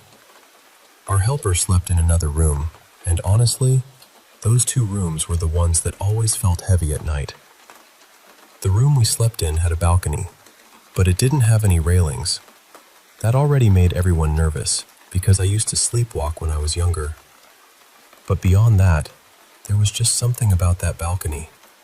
It felt wrong, like the air around it was watching. After a few months, we all started getting sick. Not normal sick either. My mom suddenly developed these painful sores around her mouth, so bad she could barely eat. I had this cough that just wouldn't leave. My sister and I kept missing school because one illness would end and another would start. It felt like the house was slowly draining us. By the time I was in 5th grade, my parents decided we needed to move. We were already building our own house on the other side of town, and the moment we started planning to leave, the house seemed to get worse. Termites started appearing from the ceiling, dark ones, just dropping out of nowhere. At night, rats would run above us so loudly that it sounded like something bigger was crawling around up there. One day, we went to visit the land where our new house was going to be built. There was an old wooden house still standing on the property. My dad stayed outside measuring the lot, while my mom, my sister, and I went inside. The place was empty except for one thing: a portrait of Jesus Christ hanging there by itself. I remember staring at it because it felt so random. Just that one portrait in an empty old house. When we went back to the seaside house, I started getting a fever. My mom is a doctor, so she brought me into our room and took care of me. She opened the balcony door because I needed air, and since the house was near the sea, the wind came in strong. I was lying there with a high fever while she watched over me and put dextrose on me, which was normal in our family because, again, Dr. Mom. Eventually, I fell asleep. And this is the part I still remember so clearly, even now. In my dream, everything was black. Not dark like nighttime, but black, like there was nothing around me at all. There was only one light shining above me. Around me were dead people. Some of them were relatives who had already passed away. I recognized my great aunt, the sister of my grandfather, and I also saw my uncle, who had died not long before that. My great aunt reached her hands out to me. She was asking me to come with them, and in the dream, I reached back. But then my mom appeared. She grabbed me and held me so tightly, like she was pulling me away from them with everything she had. She was crying and refusing to let me go. Then I woke up. My mom was actually holding me in real life, crying. I was crying too, completely terrified. She told me I had been sleepwalking and having a bad dream. I was panicking so badly that she had to calm me down. After a while, I settled, but my fever got worse, and a few minutes later, I fell asleep again. That second time was even worse. When I opened my eyes again, my mom was carrying me outside. My dad, my little sister, my grandparents, and our helper were all rushing out too. Everyone was crying. I had no idea what was happening, but they looked so relieved when they saw I was awake. Later, they told me what happened while I was asleep. My little sister had been watching over me while my mom cooked something for me. Suddenly, I started screaming. Not just a normal scream. They said it sounded terrifying. My sister called my mom, and my mom called my dad, our helper, and my grandparents. They all came running into the room and tried to hold me down. My mom placed a small pocket Bible on my clothes, because we're Filipino and religious, and that was just something they believed might help. But they said I reacted badly to it. I kept screaming. The strange thing was, our neighbors lived close by. There was a house behind us, another beside us, and more houses nearby. With how loud everyone said I was screaming, people should have heard us. My grandmother even ran outside shouting for help, but outside, it was silent. No one came. She said it felt like the whole house had been cut off from the world. Then they tried putting a small Jesus bracelet on my wrist, but they said I was suddenly too strong for them. I was screaming, "God, help me, please, there's a hole. There's a hole in the ground." After they finally got the bracelet onto my wrist, I calmed down. That was when my mom carried me outside, and that was when I woke up confused. A priest came to the house after that. According to him, the hole I kept screaming about reminded him of a hole in an abandoned place nearby, somewhere people in the area already thought was disturbing. They ended up covering it. Later, our helper looked at my fingers and asked, "Is it still there?" I asked her, "What was there?" And she said, "There was something black on your fingers." I still don't know what she meant by that. There were other things about that place too. Near the sea, there was a large tree with a rope still hanging from it. We were told that a man had taken his own life there years before. There was also a dark little river beside the house where I used to play, because I was just a kid and didn't really understand danger the way adults do. People kept saying families never lasted long in that house. After we moved out, another family stayed there, but they left too because their son kept getting sick every day. The strange part is that the actual owners of the house live there now, and they're fine. No sickness, no experiences, nothing. So later on, we wondered if whatever was in that house only wanted their own family there. Maybe it didn't like outsiders staying under that roof. And one more thing still bothers me. After everything happened, people finally started appearing outside again. My grandmother asked the neighbors why they didn't come when she screamed for help. They said they never heard anything. They were outside the whole time, just talking and hanging around nearby, and according to them, our house had been completely quiet, but inside, we had been screaming. To this day, whenever I think about that house by the water, I still feel that same cold feeling come back.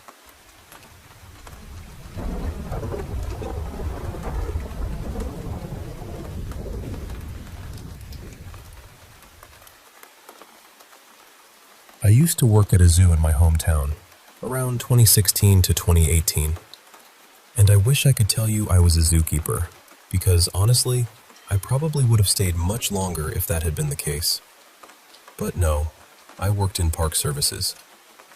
That meant I was part of the team that kept the whole place clean. Trash cans, bathrooms, offices, pathways, classrooms, supply closets, all of it. We also helped set up for special events and delivered stock to different areas around the zoo. When I first started, I was on the evening shift, usually from about 4:30 in the afternoon until 11 at night. That was kind of the unspoken ladder there. You did your time as part-time night staff before you had a real shot at a full-time day position. I didn't mind though. I mean, not many people get to see what a zoo feels like after it closes. For the first several weeks, it was mostly just me out there. Me, my flashlight, my little utility cart full of cleaning supplies, 2 security guards somewhere on patrol, and my supervisor only showing up if there was some deep cleaning job that needed extra hands. And this zoo was huge, over 100 acres. Now, a zoo at night is already strange, even before anything spooky happens. The animals are louder than you'd expect. The big cats especially. The lions and tigers would call out from opposite ends of the zoo, and their roars would roll through the dark like thunder with teeth. Then there was the bamboo in the Asia section.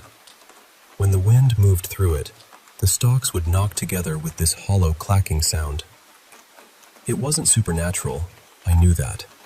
But when you're alone, pushing a trash cart through a dark pathway, your brain starts lighting candles in rooms you didn't know it had. Still, Most of that had an explanation. Animals, wind, old buildings, night noises. But there were 3 places in that zoo that never felt right. The first was the Grand Lawn. It was this wide, grassy area that stayed roped off most of the time. They only opened it for weddings, fundraisers, and private events. At night, it was just this empty stretch of lawn sitting across from the main restaurant. I had to go into that restaurant almost every night to clean the bathrooms. And every time I stood there unlocking the door, I'd glance over my shoulder. I always felt like someone was watching me from the lawn. Not in a vague way either. It felt focused, patient, like someone standing just far enough back in the dark to avoid being seen. Sometimes I thought I heard movement out there, soft steps in the grass, fabric shifting, little things that made me pause with my key still in the lock. One night, one of the security guards came up to me and asked, "Does that lawn ever bother you?" I felt so relieved when she said it. I told her, "Yes, I thought it was just me." Then she asked, very casually, "Have you seen the Top Hat Man yet?" I just looked at her. She told me she'd seen him a few times out there. An old-fashioned looking man standing on the Grand Lawn, wearing a dark coat and a tall hat.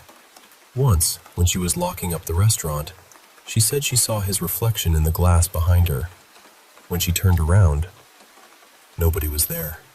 She didn't say it like she was trying to scare me. That was the part that got me.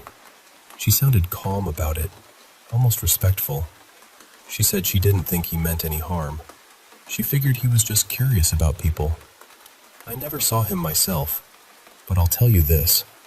I felt watched in that area long before she ever mentioned him. The second place was the administration building. That was where the office staff worked during the day. I only had to go in a few times a week to clean the bathrooms, vacuum if needed, and empty the trash cans at everyone's desks. An empty office building at night already feels weird. All those cubicles sitting there, computers asleep, chairs tucked in, family photos staring out from desks. It feels like the building is pretending to be normal, and the lights were motion activated. So I'd walk into one room and the lights would click on. Fine, that made sense. But sometimes, a light would turn on in an office down the hall when I knew I was the only person in the building. Other times, something would tip over far away from me. Not crash dramatically, just enough noise to make me stop and listen. Security showed me a couple of camera clips once. One showed a trash can falling over by itself. Nothing touched it. No person. No animal. No visible reason. The strangest clip showed what looked like a transparent figure walking past the cubicles in the main office area. I know how that sounds. I really do. But the guards weren't laughing when they showed it to me. They said the zoo didn't want that kind of footage getting out. Bad publicity, basically. They wanted people visiting for the animals, not showing up because they thought the place was haunted. And honestly, I get it. The last thing any zoo needs is a bunch of ghost hunters begging for midnight tours. The third place was the Children's Learning Center. During the day, it was used for field trips, summer camp, and little educational programs. At night, it was mostly quiet except for a small office with a program coordinators worked during regular hours. My job there was simple. Bathrooms, trash, floors, lockup. But that building had a heavy feeling to it. The lights flickered more than they should have. Not constantly, just enough to make you notice. And I almost always felt like someone was standing somewhere just outside my line of sight. I don't scare easily, so I mostly ignored it. I'd clean, lock the door, radio security to let them know I was leaving the area, and move on. There was one night, though, that really got under my skin, and it didn't even happen in one of those 3 places. I was in the break room having a quick meal when security called me over the radio and asked me to confirm my location. I told them I was in the break room. Then they asked, "Were you just near the koi pond?" I hadn't been. There was no reason for me to be over there either. No bathrooms nearby. Nothing for me to clean at that time of night. They told me to stay where I was until they cleared the area. My supervisor was off that night, so it was just me and the 2 guards in the whole zoo. They searched around and didn't find anyone. Maybe it was a person who slipped in somehow. Maybe it was something else. I don't know. But the thought of someone wandering around that zoo in the dark bothered me more than I expected. Eventually, I got promoted to a daytime position. Better hours, better pay, though still not enough to keep me there forever. Zoo work, from what I saw, is often underpaid across the board.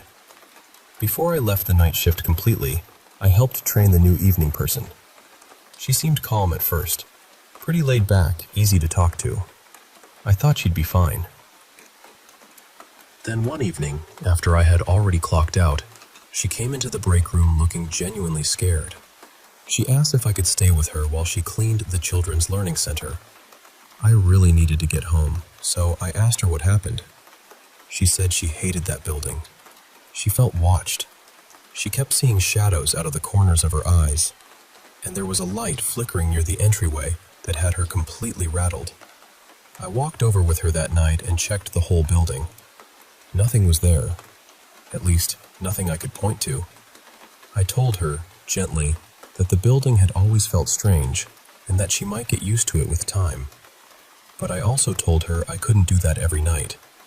I had people waiting for me at home, and I wasn't being paid to stay late as an escort. I'll admit, seeing her that scared made me think about how much I had gotten used to. To me, that zoo was eerie, sure, but manageable. Compared to other strange things I've experienced in my life, it was almost quiet. But not everyone has that kind of tolerance for the unexplained. And honestly, I don't blame her. When you work nights alone, especially in a place that goes completely still after dark, you learn pretty quickly that the job description doesn't tell you everything. She lasted about a month before finding a daytime job somewhere else, and I've never blamed her for that either.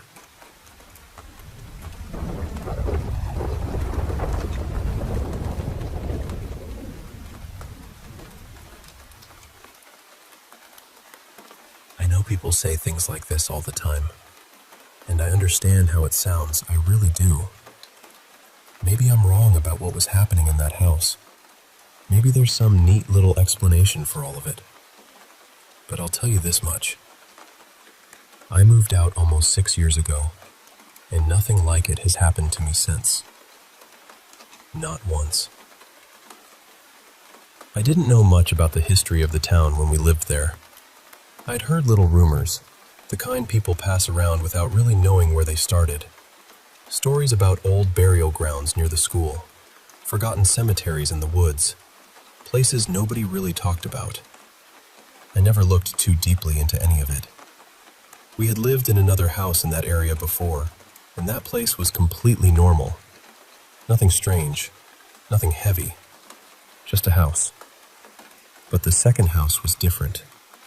It was a decent-sized place with several acres of woods behind it, maybe 3 or 4. And I never went into those woods. Not once. I couldn't explain it at the time, but they felt wrong. Even in the middle of the day, even when there was nothing there to see, those trees made my whole body tense up. That house had this feeling to it, like it was waiting. We moved in around 2016, when I was about 12. I got the upstairs room with a loft area that looked down over the living room. At first, everything seemed fine. We unpacked, met the neighbors, settled into a routine. It was me, my mom, my stepdad, my 2 brothers, 2 dogs, and a cat. Then my mom's dog started acting strange. At first, we laughed it off. He kept charging straight into the sliding glass door like he didn't understand it was there. Then he started running into walls, hard enough that it stopped being funny. My stepdad's dog was completely fine, which made it feel even stranger. Our cat hated the house. He escaped constantly, and when he finally came back, he stuck close to me like I was the only safe thing in the place. Over time, we brought home more animals. More dogs, more cats, chickens later on. And things just kept happening. One cat died within days. Another ran off. A dog was hit by a car. It started to feel like nothing living could stay safe there for long. And then it started happening to me. I began falling all the time. Downstairs, off the porch, getting out of cars. I sprained my wrists and ankles over and over. One fall was bad enough that I broke my wrist. Before that house, I had never had balance problems. After leaving that house, I haven't had them either. Then came the feeling of being watched. It was strongest near the woods, but eventually I felt it inside too. I started staying indoors as much as possible. I put blackout curtains over my upstairs windows because I couldn't shake the feeling that something was looking in at me while I slept. When I had cats sleeping in my room, things were quieter. But on nights when they weren't there, I would wake up in impossible positions. Upside down on the bed, halfway hanging off, my head where my feet should have been. Sometimes my stuffed animals or pillows would be thrown across the room. I got scared enough that I downloaded one of those sleep recording apps. For the first few weeks, it was mostly normal. Sheets rustling, me mumbling in my sleep. Then I started hearing whispers. I still have some of those recordings. The worst part is that the whispers sound like my voice, but not the way I normally talk in my sleep. They overlap, soft and close, like someone is speaking right next to the phone. I still record myself sleeping every now and then, just to reassure myself. There are no whispers now. There was one night I still call sleep paralysis, because I don't know what else to call it. It only happened once. I was about 14. I woke up facing my closet, and there was a woman standing there. She wasn't some dark shape. She wasn't the kind of thing people usually describe. She was bright, almost golden yellow, but not comforting, not warm. There was something deeply wrong about her. I couldn't move, couldn't look away, couldn't speak. She just stood there, staring at me. It felt like hours. After that, everything got worse. Posters and paintings started falling off my walls. Things in my room would be moved around. At first, I tried to blame my family, but then I noticed clothes in my closet had been rearranged too, and that didn't make sense. I was exhausted all the time. I kept getting hurt. I kept feeling weaker. I know somebody might say mold or stress or a clumsy teenager with an overactive imagination. I've thought about that too. But mold doesn't growl at you from outside the house. Mold doesn't whisper into your ear at night. Outside, I started finding bones. Not bodies. Not remains with fur or skin. Clean bones. Our chickens would be slaughtered, and there would be blood everywhere. My mom blamed animals, maybe a possum or something. And maybe that would have made sense if I hadn't also found a possum skull picked completely clean. I started keeping the bones I found. I know that sounds strange, but at the time, I think I was trying to understand it. Or maybe appease it. I was a scared kid trying to make rules for something that didn't seem to have any. Then one of my cats died. Its body was left in the front yard where I would see it. Other animals died too. Dogs ended up near the river across the road. Animals that had never run off before suddenly disappeared or got hurt. It felt like the house took everything it could reach. And while no person died inside that house while we lived there, a lot of family members died during those years. Too many funerals in too short a time. It was like grief kept circling us. One of our older dogs nearly died falling off the porch, almost exactly the way I used to fall. She landed on a piece of wood and was impaled by it. Somehow, she survived. But I remember looking at her and thinking, that could have been me. The pool was bad too. Whenever I swam alone, I felt like something was pulling me down. Not a cramp, not panic, a pressure, a dragging feeling. If my family was outside with me, it stopped. That was the pattern. It only seemed to happen when I was alone. No growling when my brothers were nearby. No waking up moved when the cat slept with me. No strange feeling when other people were close. But alone? That house noticed. One day, when I was around 15, I was home by myself. I saw someone come from the direction of the neighbor's yard and walk up to our sliding glass door. Not the front door, the side door. And I don't know how to explain this, but the way they moved was wrong. They knocked on the glass, just stood there, waiting. I knew the doors were locked because I had locked them. I didn't answer. I hid and called my mom. It was daylight, which almost made it worse. I knew our neighbors. They wouldn't come over like that, especially with no car in the driveway. And whoever or whatever that was, it didn't feel like a neighbor. We were getting close to moving out by then. I think the house knew. One of the last nights there, I heard scratching at my bedroom door and my window. The hallway light outside my room was on, and I could see a shadow pacing back and forth. I heard tapping on the roof, too, slow and patient. My door had a lock, thank God. All the cats were gone by then. The only dog left was too heavy and old to climb the stairs, and the stairs were blocked with moving boxes anyway. Nothing should have been upstairs with me. After we moved, it was like someone opened a window in my life. I stopped falling. I stopped waking up bruised or scratched. I stopped having nightmares. I started going outside again. I don't feel watched anymore. I don't even keep curtains on my windows now. None of my new pets have died suddenly. No more sleep paralysis. No more whispers. No more feeling like something is waiting for me to be alone. My parents almost split up while we lived in that house. After they moved out, that stopped too. Just like that. So yes, I blame the house. Whatever was there, it felt hungry. It felt like it was slowly draining everything that stepped inside. Animals, people, the whole family. I don't know what happened on that land, and I don't know what was in those woods. I only know that I will never go back. And whoever lives there now, I genuinely hope they're safe. I hope they fixed whatever was wrong with that place. Or I hope it finally left them alone.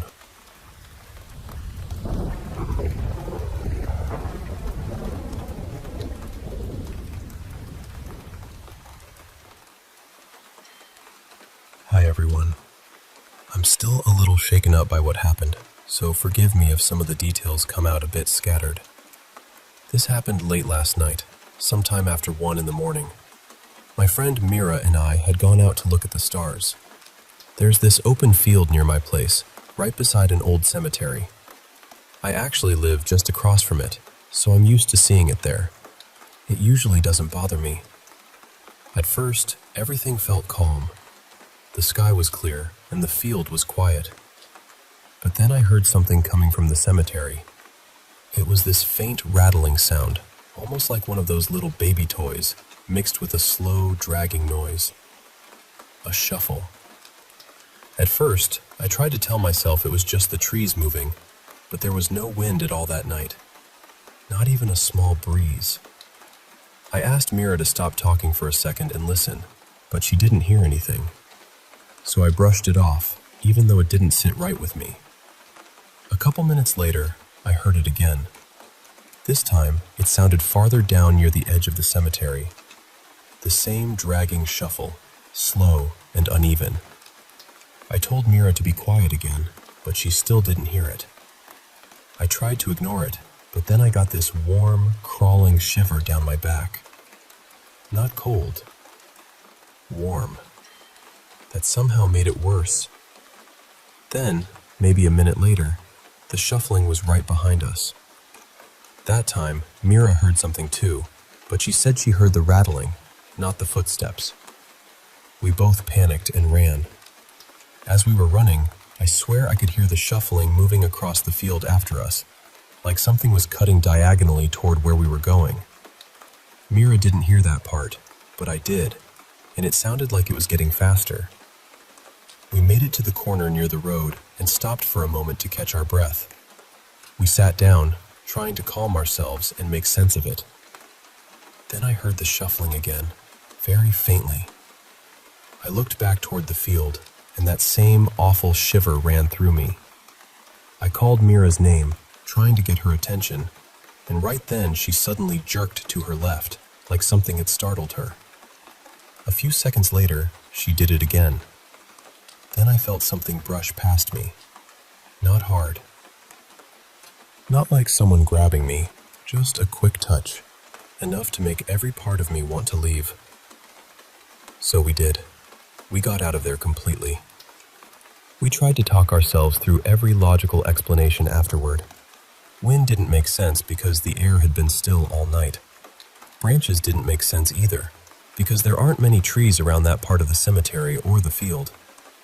I wondered if maybe it could have been an animal, maybe even a snake, but the sound wasn't like that. It sounded like someone dragging their feet, then suddenly picking up speed.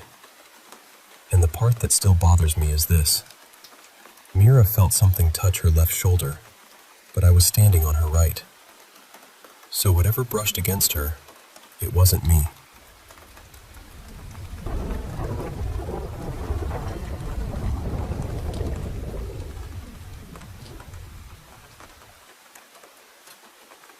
Hey, so this happened a few years back, but something recently brought it all rushing back to me. I've been filming a small project in the woods near where I live, and being out there again reminded me of this strange night with my friend, Kieran. Back then, we had built this little makeshift shack in a patch of woodland near our neighborhood. It wasn't anything impressive, just boards, branches, and whatever we could find, but it became this place where we'd sometimes go and sit at night. I don't even know why, really. It just felt like our spot. One night, we were in there pretty late, probably around 11. We were messing around, laughing, playing music quietly, and doing this awful imitation of a song. I think it might have been Crazy Train, but honestly, we were butchering it so badly it barely sounded like music. We were sort of dragging out the notes in these ridiculous moaning voices, just being idiots. And then, from right outside the shack, something copied us. It was close. I mean, it sounded like it was standing just beside the wall. One long shout or moan in almost the exact same tone we had been doing. Not like an animal noise, not like wind. It sounded like someone mocking us. We both went completely silent. I remember the feeling so clearly.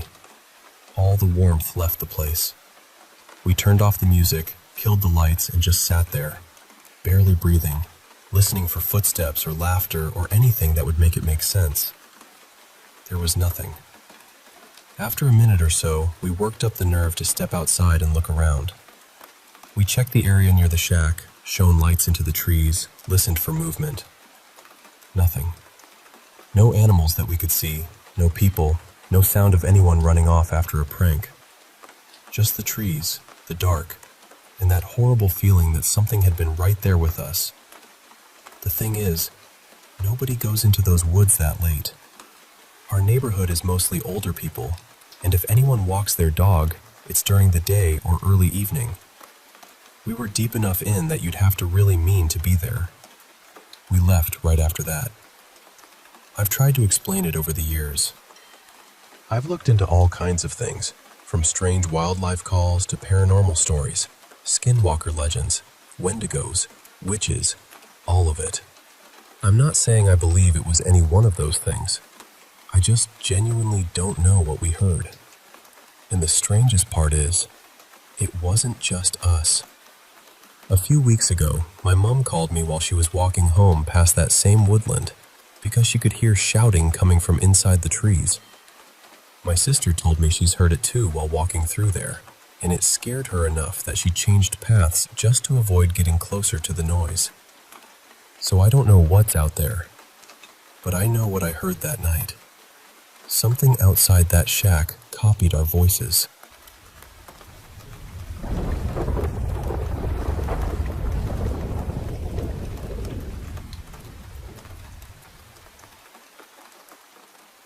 I'm older now, and this happened to me about 10 years ago. I'm not telling this because I want attention or sympathy or anything like that. I'm sharing it because if someone out there is dealing with something similar, I want them to know they're not alone. and maybe my experience can help. I really did speak with something. That's the part I still struggle to say out loud, because whatever it was, it looked human enough to make the memory feel even worse now. At first, it seemed kind. Curious even. I actually recorded the first time it happened, but I haven't been able to watch that video again. I still have it saved on an old flash drive somewhere. The first time it appeared, I think it was just as shocked as I was. It said beings like it usually couldn't communicate with us. But somehow, through my friend Marcos while he was asleep, it could speak. And I need to be clear about something. This was not sleepwalking. It was not my friend pretending. This thing had its own personality, its own way of speaking, its own tone of voice. It used different words than Marcos did. It had different opinions, different likes and dislikes. I know how strange that sounds, and you can believe me or not, but I'm completely sure it wasn't a prank. Somehow, as impossible as it sounds, we became friends. A paranormal friendship. That's the only way I can describe it. Over time, it seemed to gain more control over Marcos's body. It would come and go whenever it wanted.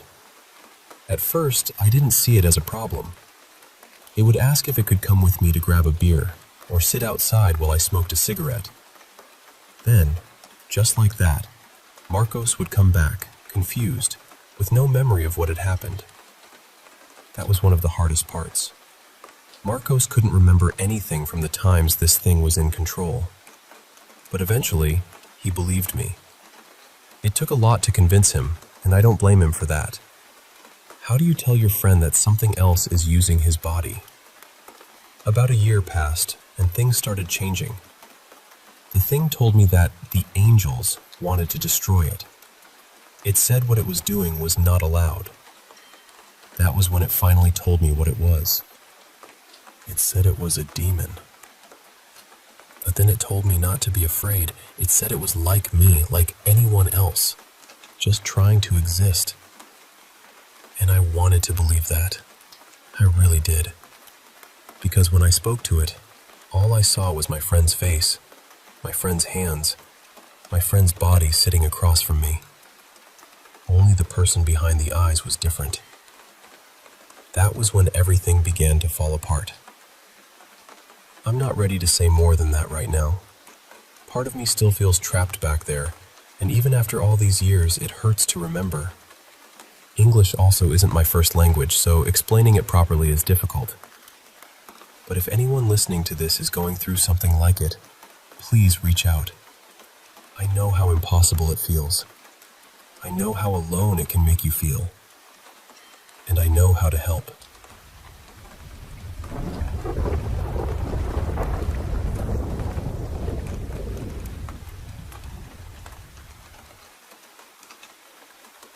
This happened a little less than a year ago, around late summer, right before my older brother, Evan, got married. He and his fiancée, Mara, wanted to do something a little different. So instead of separate bachelor and bachelorette parties, they planned one big shared weekend in the mountains near Gatlinburg, Tennessee. There were around 14 of us altogether, and we rented this big cabin tucked away in the woods. It had that beautiful postcard kind of view, but from the moment I stepped out of the car, something about the place felt heavy. I tried to ignore it. I've always been a little sensitive to things I can't explain. Sometimes I'll catch what looks like a shadowy figure out of the corner of my eye, but it's always gone almost instantly. I also deal with anxiety, so I've spent most of my life telling myself it's just my brain misfiring. Maybe it is sometimes, but I've never been totally sure. The cabin itself was huge.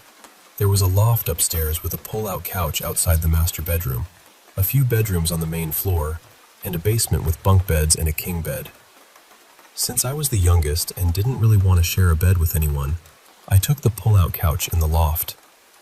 I didn't love it. There was no door, and I felt exposed up there. But for the first couple of nights, nothing really happened. Everyone was drinking, laughing, playing games, and doing normal wedding trip stuff. Then Sunday came. Most of the group had already left, so there were only 9 of us still there. Mara wanted to go hiking, so 5 of us went. Her, Evan, me, and 2 of the bridesmaids. The others stayed behind at the cabin or went into town to shop. We didn't really have a solid plan, so we stopped at a visitor center to ask about trails. The hike Mara originally wanted to do was closed because a mudslide had blocked the road, so we just started driving around, hoping we'd find something. Eventually, we lost cell service and found this small trail marker off the road. It looked short enough, so we decided to try it. I already don't love hiking. I'm allergic to everything, and I was mostly thinking about snakes, bears, poison ivy, and all the other woodland nightmares my brain could invent.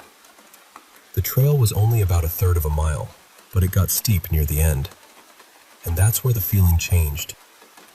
At the top of the hill, the trail opened into an old gravesite. Not a cemetery with neat rows or anything like that. It was more like a forgotten burial ground. Some graves had worn-down stones. Others barely had markers at all. The clearing was oval-shaped, with the trees pushed back around it, almost like the woods were refusing to come any closer. The strangest part is how I remember the trees. I don't remember seeing into the forest beyond the clearing. In my mind, everything outside that little space was dark, almost covered in black fog. The trail was visible, and the graves were visible, but past that, it felt like the world just stopped. I don't know whether it actually looked that way in the moment, or if that's how my memory painted it afterward, but I know how it felt. Wrong. I wanted to leave immediately. I didn't see anything while we were standing there, but I felt watched. Not in a curious way, in a way that made my skin feel too tight. After a while, everyone finished looking around, and we headed back down the trail. On the way down, I caught a dark shape moving in my peripheral vision. Just for a second. I turned, and of course, nothing was there. The rest of the afternoon was normal enough. We got back to the cabin later and started talking with the others about what we'd done. The 4 who stayed behind were 2 couples. I'll call them Sam and Kara, and Liv and Jonah. That's when they told us something weird had happened while we were gone. They said they had all been in the cabin together, within sight of each other, when Kara heard Sam's voice calling from another room. But Sam was sitting right beside her, and he heard it too. Nobody went to check. They all just froze, decided they didn't want to know, and ignored it. After that, we told them about the trail and the gravesite, and the whole room got quieter. Then, in the middle of a pause, Evan suddenly turned his body to the side, like he was letting someone walk behind him. But no one was there. He looked confused and said he'd heard someone say, "Excuse me," right behind him, like they were trying to squeeze past. Mara immediately told him to stop messing around. She thought he was trying to scare everyone. But I was staring at the spot behind him, because when he moved, I saw someone there. Not clearly, not like a normal person. More like a figure-shaped shadow, standing close enough that he would have felt it pass. So I said, "He's not lying. Something was there." Everyone got tense after that.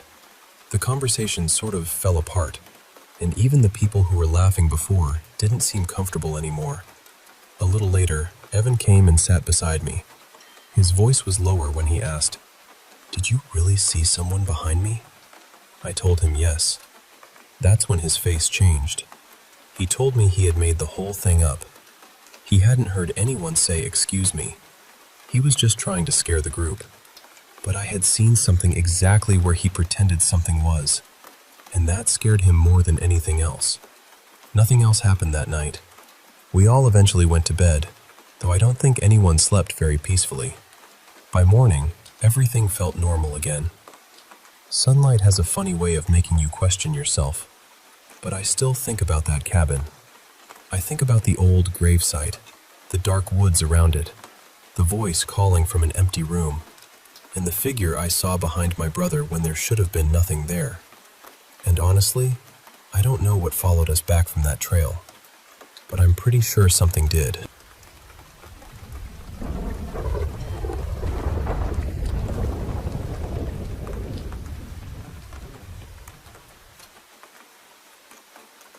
I want to lay everything out honestly, because I think the context matters. And I hope you'll hear me through this, because I'm still trying to make sense of it myself. I've been diagnosed with bipolar disorder, but part of me wonders if what I've been calling mania might actually be severe depression mixed with alcohol use, stress, and maybe something closer to BPD. I don't know. I'm not trying to diagnose myself in circles, but I know I've never really experienced anything I would call psychosis before. Not until recently. And the alcohol has gotten worse. Bad enough that I'm planning to go to detox tomorrow. Honestly, this experience is one of the biggest reasons. It scared me that much. It made me wonder if my drinking is starting to push my mind into places I can't control. For the last couple of months, I've also been taking care of my boyfriend Eli while he was in psychosis. He's stable now, thankfully, but it was intense. After he came out of it, I asked him what he thought had happened to him, because he's been diagnosed bipolar after hospital visits. He called it spiritual psychosis. Not long after that, we had a conversation about everything.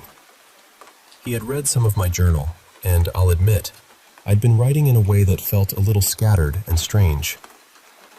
He told me it reminded him of how he wrote when he was manic. He thought maybe I should go get help, but I got emotional, and instead we ended up stepping outside, smoking a cigarette, and talking for a while. Some of what he told me was hard to follow, but some of it felt strangely clear. He talked about his parents, especially his father, who hasn't really been around since Eli was young. He said there had been some kind of fight or incident when he was little, something his mom had told him about, where things got almost conjuring-like. He described objects being thrown around the room and said his whole family became very religious after that, very focused on Jesus, almost like they were trying to protect themselves from something evil. At first, he sounded like he was making sense. Then suddenly, he didn't. It was like the conversation started touching something that pulled him backward. He said he had already said too much. He also mentioned there being some kind of unspoken rule about not talking about these things with him. His mother had said something similar before. She told me that right before his second hospital trip, she had gone over to get him because I had left after he became really mean and frightening toward me. She said he was throwing things, hurting the dog, and that there was the devil in his eyes. Another time, she mentioned a bipolar man she had dated and said she had seen that same look in his eyes too. I don't know for sure, but now I wonder if she was talking about Eli's father. During the beginning of Eli's episode, he also kept saying strange things about a transition that was supposed to have happened already, but had been delayed. He kept trying to convince me to stay awake with him for days, and more than once, he referred to himself as the devil. Then, today happened. I've already felt off for a couple of weeks, but until now it hadn't felt terrifying. More like stress, alcohol, and maybe a mild episode of something. But this morning, I woke up filled with fear. When I tried to fall back asleep, I kept hearing these wheels. That's the best way I can describe it. Wheels. Almost wooden, like a little toy cart rolling across the floor. It sounded like it was right in front of the bed, moving from one side of the room to the other. Every time I got close to sleep, the sound would get louder and louder until I opened my eyes or moved my body. Then it would stop. That happened over and over, maybe 12 times, maybe more. When I finally fell asleep, I had a string of nightmares. 3 or 4, maybe 5. In almost all of them, I was afraid of Eli and trying to get to his mother for help. Most of the details are blurry now, but the last dream is the one that shook me the most. In the dream, we woke up in bed. Eli tried to get up, and I reached for him, like I needed to say something. Then he started vomiting blue and green. Not a lot, but enough to scare me. The next thing I remember, he was lying on his side on the bed, still vomiting, and I froze for a second before turning him properly so he wouldn't choke. Then I ran to the kitchen. He came in after me, but he looked vacant, almost catatonic. I ended up pressed against the wall, almost floating, but not like he was doing it to me. It felt more like my own body was trying to get away from him. After that, I ran to his mother's room. She was in bed, and there was this large bucket nearby. I sat in it and started vomiting feces. Then I lost control of my bowels completely. It was humiliating and horrifying, and by the end, the bucket was full. It was big enough for me to sit in, so that image has stayed with me. There were other details too, but those are the parts that felt the darkest. The parts that made me wake up feeling like something was wrong beyond just a nightmare. When I woke up, I started Googling. I know that probably wasn't the best idea, but I was scared and trying to stay self-aware. I searched whether hearing wheel sounds is common with hallucinations, and what I found didn't really comfort me. Then I searched whether wheel sounds show up in demonic experiences, and that made me spiral even more, because apparently people do associate them with darker hauntings or poltergeist-type experiences. At first, I tried to explain it as alcohol. I took a shot and felt a little better, which made me think maybe it really was withdrawal or anxiety, or my brain reacting to the drinking. But the more I think about it, the more I keep circling back to everything Eli said. The things his mother said, the dreams, the sounds, the fear. And I don't know what I believe right now. I don't know if this is my mind under stress, alcohol pulling me into something dangerous, or something deeper that I don't understand. I just know that it scared me enough to finally admit I need help.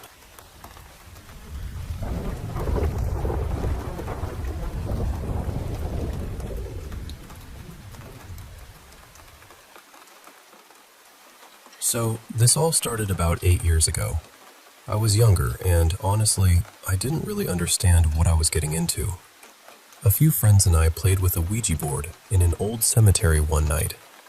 At the time, it felt like we were just messing around, trying to scare ourselves a little. But after that, things seemed to shift in ways I still have a hard time explaining. One of the friends who was there, Lance, later passed away, and the rest of us, in different ways, started struggling. Addiction, depression, anxiety, compulsions, all these heavy things that seem to creep into our lives and stay there. Then, not long ago, I stayed up late watching Interstellar. I remember being really caught up in the whole idea of dimensions and time and traveling beyond what we understand. The movie ended at exactly 3:33 in the morning. The next night, I woke up at 3:33 again, and when I opened my eyes, it didn't feel like I was in my room anymore. It felt like I had been taken somewhere else, deep in a forest.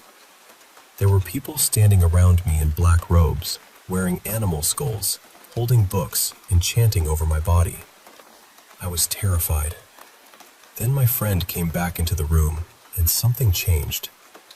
It felt like this pink light or aura pushed everything away from me. She had been blessed once at the Sistine Chapel, and in that moment, I genuinely felt like whatever was around me couldn't stay near her. The next night, I was alone, and my room changed. Everything looked the same, but the color was wrong. The whole room had this reddish-orange glow, almost like I was somewhere else, wearing the shape of my own bedroom. I was still on a Discord call, and I could see my friends' icons, but I couldn't hear them. I felt disconnected from everything. Then my body started feeling wrong too. It felt like my organs were failing or burning from the inside. But the moment my friend called me, it stopped. A few days later, on February 6th, 2025, I went through something even worse.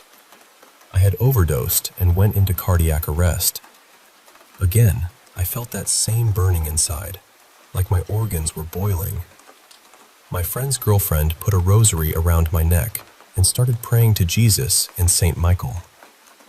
She opened the windows and I swear, I felt a massive weight lift off me. The pain inside my body stopped. Then it felt like something detached from me and left through the window. After that, something in me changed. My depression, anxiety, and suicidal thoughts were suddenly gone. I hadn't felt that light since I was a kid. It was like I could breathe again for the first time in years. And the Saint Michael connections kept showing up. A couple weeks before all of this, I had bought a Saint Michael pendant online just because I thought it looked cool. After everything happened, I went back to the website and the listing was gone. Around that same time, I randomly saw a Saint Michael tattoo at work and took a picture of it. I'd also unknowingly sent Saint Michael art and tattoo designs to friends on Instagram weeks earlier. Back in 2023, I had wanted to get a demonic summoning circle tattoo, but then an affirmation app sent me a message that said, "When I didn't know better," and I decided not to do it. That same year, I saved a tattoo image of Saint Michael fighting the devil, again just thinking it looked cool. I didn't even really know who Saint Michael was back then. Then I realized something else. My son's name is Eden, and Saint Michael is connected to guarding Eden. Even stranger, when my son was born, my ex-girlfriend shaman gave her a painting of Saint Michael that said, "Eden, may angels keep watch." Then, on February 9th, 2025, I met a girl who told me that the same demon that killed Lance had attacked her too. That day she cut my hair, and it felt deeply uncomfortable afterward, almost like there had been some kind of spiritual transfer. We FaceTimed the mother of my child, and she said right away that the girl had a strange energy about her. Then my rosary broke. Later, the girl said she wanted to take my soul. She talked about wanting control over me. She wanted to have sex, but we didn't. I sent her home in an Uber. After that, I prayed several times and put salt around my room while praying. At first, my son was crying and panicking, but once I finished, he calmed down. That same day, my son grabbed his rosary and started yelling, "Shut up, monster," over and over. He was only 2 years old. He had never really been exposed to religion like that, so I still don't know how to explain it. Then, his tablet randomly autoplayed a demonic-looking video, which shook me even more. The next day, on February 10th, I took him to my friend's house, the same place where I felt that thing leave my body. My son was asleep, but then he woke up terrified. He cried for about 20 minutes, pointing at something none of us could see. My friend's girlfriend started praying, and my son suddenly got quiet. He looked dizzy, and his eyes moved side to side. Then, after a while, he ate like nothing had happened. I thanked the Father, the Son, and the Holy Spirit for sending Saint Michael to help me through it. On February 11th, my son and I prayed together for the first time. I played a powerful prayer for removing evil, and before it started, he didn't have a mark on his face. Afterward, there was a scratch there. Later, I went to St. Michael Catholic Church and was anointed with holy oil. Even after that, I still had spiritual attacks and dreams about exorcisms. Around March 2025, I was with some friends when I suddenly felt completely paralyzed. I saw a figure that was darker than anything I'd ever seen, like the blackest black, with round, lifeless eyes. It tried to crawl onto my body, and I tried praying it away. Then the dreams started. For 3 nights in a row, I dreamed I was performing exorcisms as a priest. The first time, I woke up scared, but each night in the dream, I became more confident. I prayed more strongly in Jesus' name. By the last dream, I woke up feeling peaceful instead of afraid. Then, on October 11th, 2025, I was at a rave. At some point, I fell into confusion. I heard many voices, and everything around me felt sinister. I grabbed my rosary, opened my notes app, and tried reciting the St. Michael prayer. Every time I tried to say it, the words became clearer. Then I invoked Jesus' name, and suddenly I noticed how dark and strange everything around me felt. Afterward, I became extremely nauseous. The night after that, I confessed my sins in prayer before going to sleep. I dreamed I was running from authority, and at the end, I was caught by a bright light. I woke up near 3 a.m., but this time I felt peace. I still have pictures from during or right after some of these moments. They're personal, so I don't really share them. But I know what I felt. I know how heavy life was before, and I know how different it felt after that prayer. Whatever happened, it changed me, and ever since then, I felt like St. Michael has been part of the battle, standing between me and something I was never meant to face alone.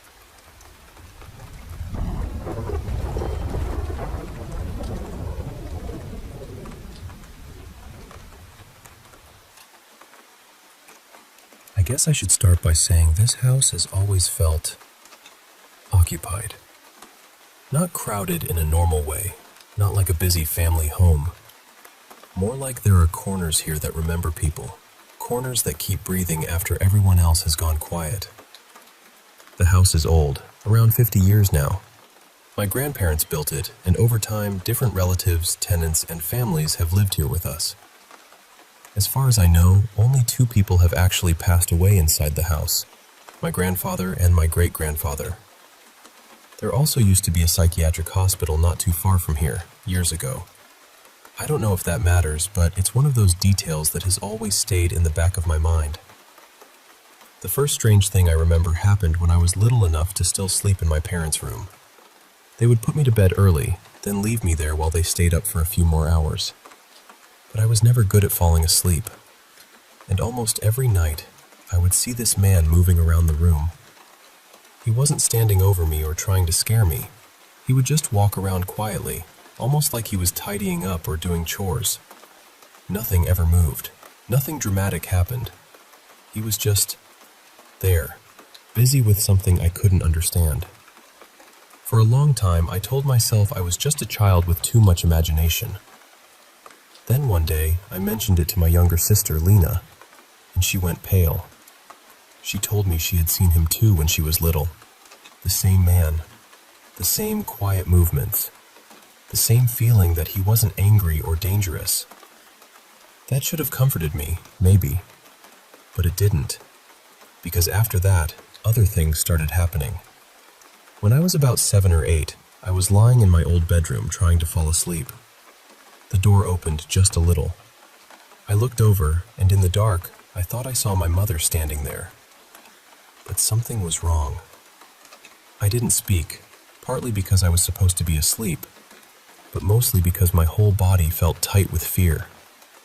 Whoever or whatever it was looked like my mother, but it didn't feel like her. It had this strange grin, and it was wearing red pajamas. My mother didn't own anything like that at the time. It stayed there for a moment, just looking in. Then the door closed. The part that still bothers me is that a few years later, my mother was given pajamas almost exactly like the ones I had seen that night. Around the time I was 9 or 10, Lena started sleepwalking. She had always talked in her sleep, but this was different. Some nights she would get out of bed and stand beside mine, facing me with her eyes closed. Then she would walk toward our open bedroom door, but she never stepped into the hallway. She would call out for our parents in the dark, but she stayed inside the room, right at the threshold, like something outside scared her. I was young, but even then I noticed it. It felt like she wanted help, but didn't dare leave. When I was around 12, something else happened. Back then, we still kept all the doors open at night. From my bed, I could see straight into the living room, where my mother usually sat with her laptop until late. I was on my phone, and every now and then I would glance up to see if she was still there. At one point, I looked up and saw her sitting there like usual. Then I looked away for just a second to drink some water. When I turned back, she was looking directly at me. The laptop light was shining up onto her face, and something about it felt so wrong that I immediately looked away. When I looked back again, the laptop was off, and she was gone. I didn't check. I didn't call out. I just lay down and forced myself to sleep because this heavy, awful dread had settled over me. Another night during summer, I was awake on my phone again. The door was closed. The window was closed too. It was around 3 in the morning when I suddenly felt something rush past my bed. Not heard. Felt. Like someone ran right beside me. There was a burst of cold air, sharp and fast, and I sat up immediately. I looked over, thinking maybe Lena had gotten up, but she was asleep in her bed. Years passed, and things still happened. Not constantly, but enough that the house never felt completely still. About a year ago, Lena was home alone. She knew she was alone because she had checked the rooms. She was lying in bed, in the same spot where my bed used to be, scrolling on her phone. Then she heard someone call her name. She answered automatically, then froze because nobody was supposed to be there.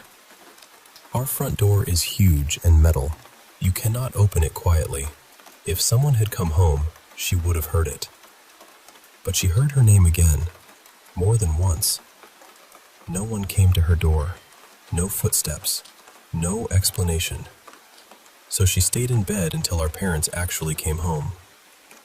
Another time, maybe 2 summers ago, Lena and I came back late from an event.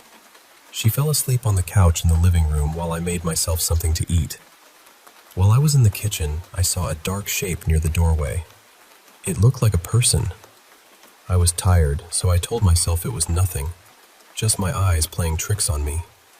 I ate, washed the dishes, and tried not to think about it. Lena was still asleep on the couch, snoring actually. I stepped out of the living room and left the door slightly open. I had just closed all the windows in there, so there shouldn't have been any breeze. I went into the hallway and started talking to my grandmother. Maybe 10 seconds passed. Then I heard footsteps behind me.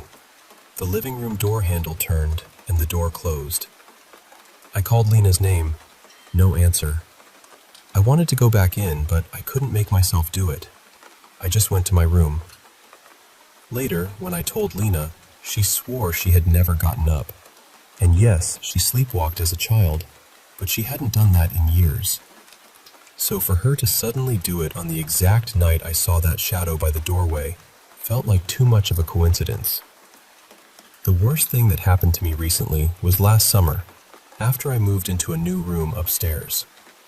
Nothing strange had happened there before. I thought maybe being away from the old bedroom would help. Then one night, around 3 in the morning, I was awake with my headphones on. I thought I heard a knock, so I took them off. 4 knocks came from my door, clear, slow, deliberate. I froze because there was no reason for anyone in my family to knock at that hour. My TV was on, but the volume was low, so I wondered if maybe the sound had come from there. I stood up and watched the TV. Then the 4 knocks came again. Not from the TV. From the door. I walked over to lock it, and right when I got close, the knocks happened again. Louder this time. More forceful. Like whoever was outside wanted me to understand that they were right there. Something in me snapped. I hit my hand against the door and told it to leave. Then I locked the door and sat in bed, completely terrified, until the sun came up. The next night, I heard scratching at the door. I told it out loud to leave me alone. And it stopped immediately. The most recent thing happened about a month ago. I was out of town when Lena called me in the middle of the night. She sounded scared. She said she kept hearing noises from my room upstairs. My desk moving. And that desk has a very specific, ugly scraping sound that nothing else in the house makes. My TV turning on and off. The volume going up and down. Footsteps. She sent our mother upstairs to check, but nothing had moved. Nothing was out of place. Later, Lena admitted it wasn't the first time she had heard things moving in my room. It was just the first time it had been that loud. Now she checks my room regularly when I'm gone. I don't know how connected this is, but I've had nightmares for as long as I can remember, and almost all of them take place in this house. Dreams about break-ins, being attacked in my sleep, and sometimes the exact things I've heard or seen here showing up again after I close my eyes. I'm not telling this because I know what it means. I don't. I'm telling it because I've carried these memories for years, and saying them out loud makes them feel a little less trapped inside me. What I do know is that this house has never felt empty. And for some reason, whatever is here has always seemed most interested in me and my sister.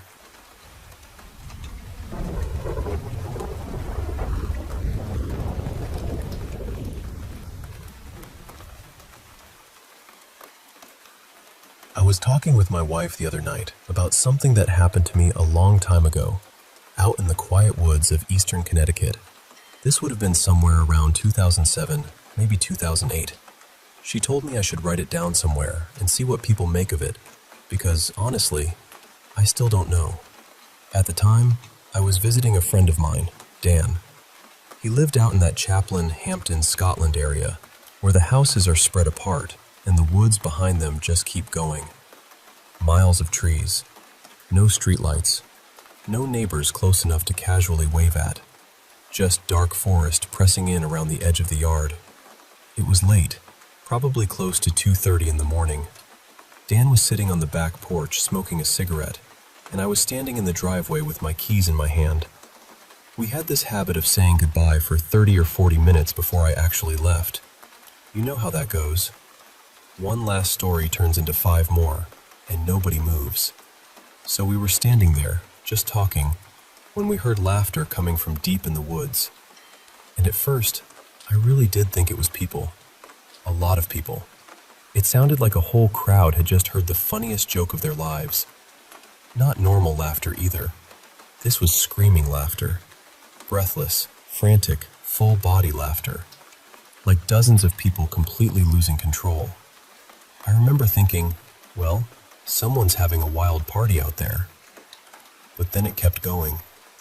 It didn't rise and fall the way laughter usually does. It just stayed there, rolling through the trees, loud and hysterical and wrong. It went on for at least a full minute, maybe longer. Dan and I stopped talking and just stared toward the tree line. Neither of us said much at first. We were both trying to make our brains fit a normal explanation around what we were hearing. Then, while we were standing there talking quietly about how strange it was, the sound moved. I don't mean it gradually got closer. I mean 1 second it sounded far away, buried somewhere deep in the woods, and the next second it was right near the edge of the light from the flood lamp on the side of his house. It came in so fast that my stomach dropped. For a few seconds, it was incredibly loud. Right there, just beyond where the light ended, that same awful chorus of laughter, shrieking and gasping and laughing like it was painful. But there were no footsteps, no branches breaking, no leaves rustling, nothing moving through the brush, just the laughter. Then it shot off in another direction, still without any other sound, and faded away into the distance. Dan and I just stood there for a bit. I don't remember either of us trying to act tough. There was no big dramatic moment. We were just quiet, because whatever that was had scraped something raw inside the air. Later on, we tried looking it up online. Every answer was the same kind of thing. Coyotes, foxes, fisher cats, some animal making weird noises in the woods. And listen, I've lived in New England my whole life. I know what coyotes sound like. I know what fisher cats sound like. I've heard foxes scream. I grew up with those noises. This wasn't that. This sounded human. Not happy human. Not drunk human. Not even scared human. It sounded like laughter that had gone bad somehow. laughter like it hurt.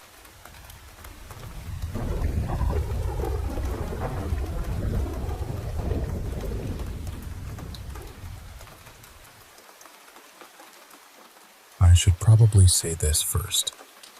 I've never been someone who believes in ghosts, spirits, or anything paranormal. Honestly, outside of horror films, I've always had a pretty strong dislike for the whole idea of contacting the dead. I've seen it as something that can take advantage of people when they're grieving, when they're vulnerable, when they're looking for comfort anywhere they can find it. So I'm not telling this as someone who was already looking for signs. But something happened today that, for the first time in my life, made me stop and wonder whether there might be something after death. Not in a dramatic, lightning strike sort of way. More in a quiet, unsettling way that I can't quite explain away. About 7 years ago, I lost my stepdad, Martin, very suddenly to sepsis. There was no warning. One moment life was normal, and then it wasn't. I was away at the time, so I never got to say goodbye to him. He had been a huge part of my life. He and his 2 children lived with my mom, my sister, and me through a lot of my childhood and teenage years. He wasn't just someone who passed through. He helped shape the house I grew up in. When my son was born 2 years ago, we gave him Martin's name as one of his middle names. As he's grown, we've occasionally shown him photos and said, "That's one of your granddads." We usually call him Granddad Marty when we talk about him. Not constantly, not every week, just now and then. Today was my son's 2nd birthday party. My mom was there, my sister was there, and Martin's 2 children were there too. One of them is about to become a dad himself, and he came along with his heavily pregnant partner. We're not all together like that very often, so it already felt a bit special. The party went really well. Near the end, I took my son outside to the village green across the road from the hall. There's a cricket pitch in the middle, and the grass was being watered by a sprinkler. My little boy was mostly watching some older kids kicking a football around nearby. He didn't say anything strange at the time, nothing that stood out. Later, after we got home, my wife asked him, "Who did you see at your party today?" And he said very clearly, "Granddad Marty." I froze a bit. It's not a name he says often. In fact, I don't think I'd heard him say it in months. Maybe not ever. Not properly. At first I thought it must have been a fluke, one of those random toddler things. But when we asked him again, he repeated it. More than once. Then during bath time, I asked him gently, "Did you see Granddad Marty at your party?" He said, "Yes, Granddad Marty safe by the water." That was the part that really got me. I asked him a few different ways what he meant. Toddlers don't exactly give clean, polished answers, so it took a bit of back and forth. But in his own little roundabout way, he seemed to be talking about the water on the cricket pitch, the sprinkler, the wet grass, that place we'd walked to after the party. And he kept repeating the same basic thing. Granddad Marty was there, by the water, and he was safe. I don't know what to do with that.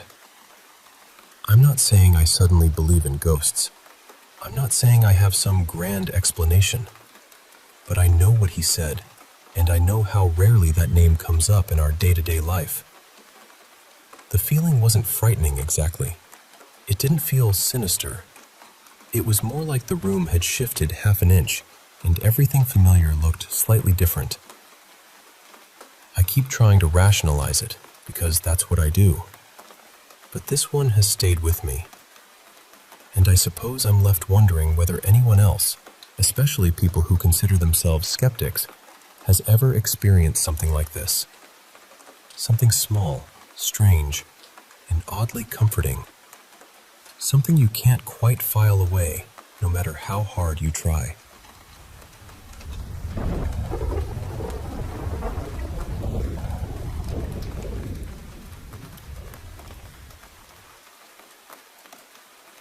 boyfriend Mason and I bought our house in 2023. It had been in his family for a long time. It belonged to his great aunt and great uncle, and after his great aunt passed away, we ended up buying it. She didn't pass in the house, just to be clear, but from the moment we moved in, the place felt occupied. And I don't mean in a subtle, maybe it's just the pipes kind of way. There was knocking. Not random creaks, but rhythmic knocking. Footsteps upstairs when we were both downstairs. Furniture scraping across the floor above us, even though nobody was up there.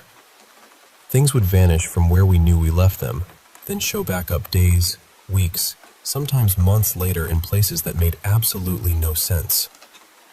Our dog would suddenly freeze, stare into a corner, growl with his hackles raised, and we'd just look at each other like, okay, so we're doing this again.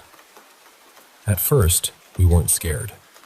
Mason and I have gone ghost hunting plenty of times, so it takes a lot to really shake us. Honestly, most of it was more annoying than frightening. But then it started taking things. One time, an entire bottle of dish soap disappeared from the kitchen sink. I looked everywhere. I finally gave up and bought a new one. Months later, we found the missing bottle sitting at the bottom of the basement stairs. That was the moment I thought, all right, whoever you are, this is getting old. So I went to see a medium. She told me there were 4 spirits in the house. Mason's great aunt and great uncle, a little girl maybe around 5 or 6 years old, and a young man, probably early 20s. She said the little girl and the young man weren't connected to the house or the land. According to her, they were drawn to me. She said I had medium abilities, and honestly, I didn't love hearing that. I know some people would be curious or excited, but I'm not really interested in opening that door any wider. Maybe that sounds foolish, but I don't want to invite more of it in. I already had what I believe was Mason's great aunt speaking directly into my ear once, and that was enough for me. The medium also said she didn't sense anything dark or malicious, so after that, we mostly just lived with it. Something would happen, and we'd say, it's just them, and move on with our day. But lately, it feels different. A few nights ago, I was putting away dishes before bed when I noticed one of our kitchen knives sitting on top of the pantry, blade facing outward. Neither of us would have put it there. There's no reason for it to be there at all.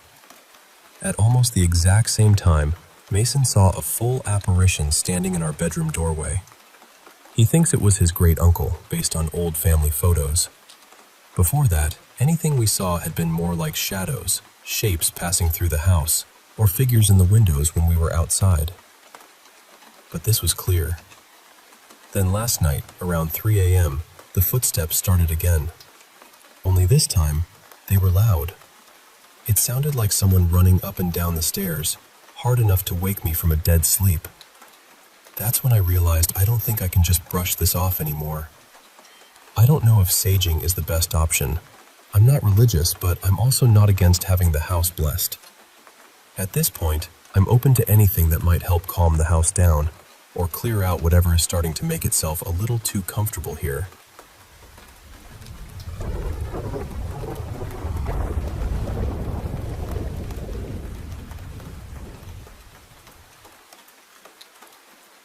I think I was in 5th grade when I had the first experience that really stayed with me.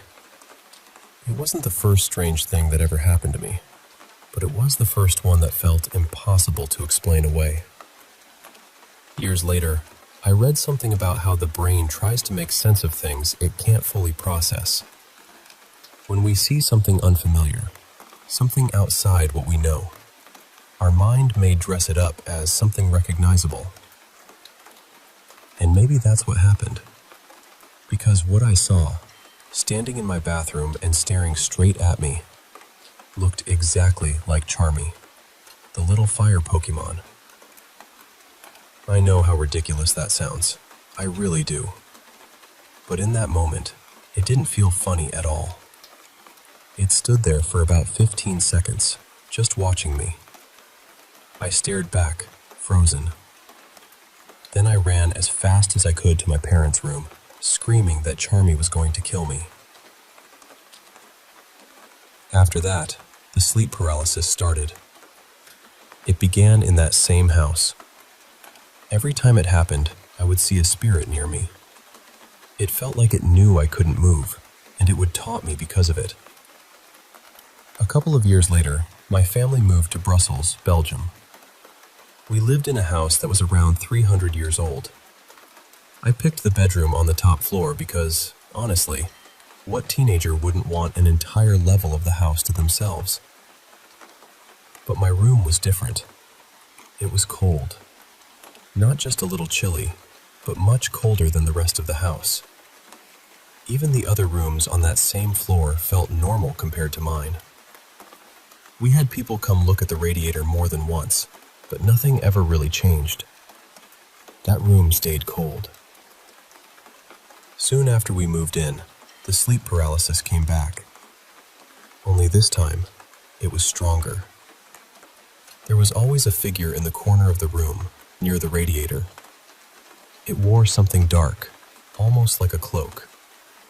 It was darker than the darkness around it, and it had this heavy presence that made the whole room feel smaller. It watched me sleep. Night after night, I would wake up unable to move, and there it would be. If I tried not to look at it, I would feel like something was lifting me or throwing me around the room. Sometimes I would slam back down onto the bed and suddenly be able to move again, gasping and sitting upright. As time went on, it got worse. Sometimes I would already be awake, fully conscious, and then I'd feel something pulling me back down into paralysis. This happened for years, consistently, almost every night. But only in that room. When I slept somewhere else in the house, it usually stopped. That doesn't mean I never had sleep paralysis outside of that bedroom.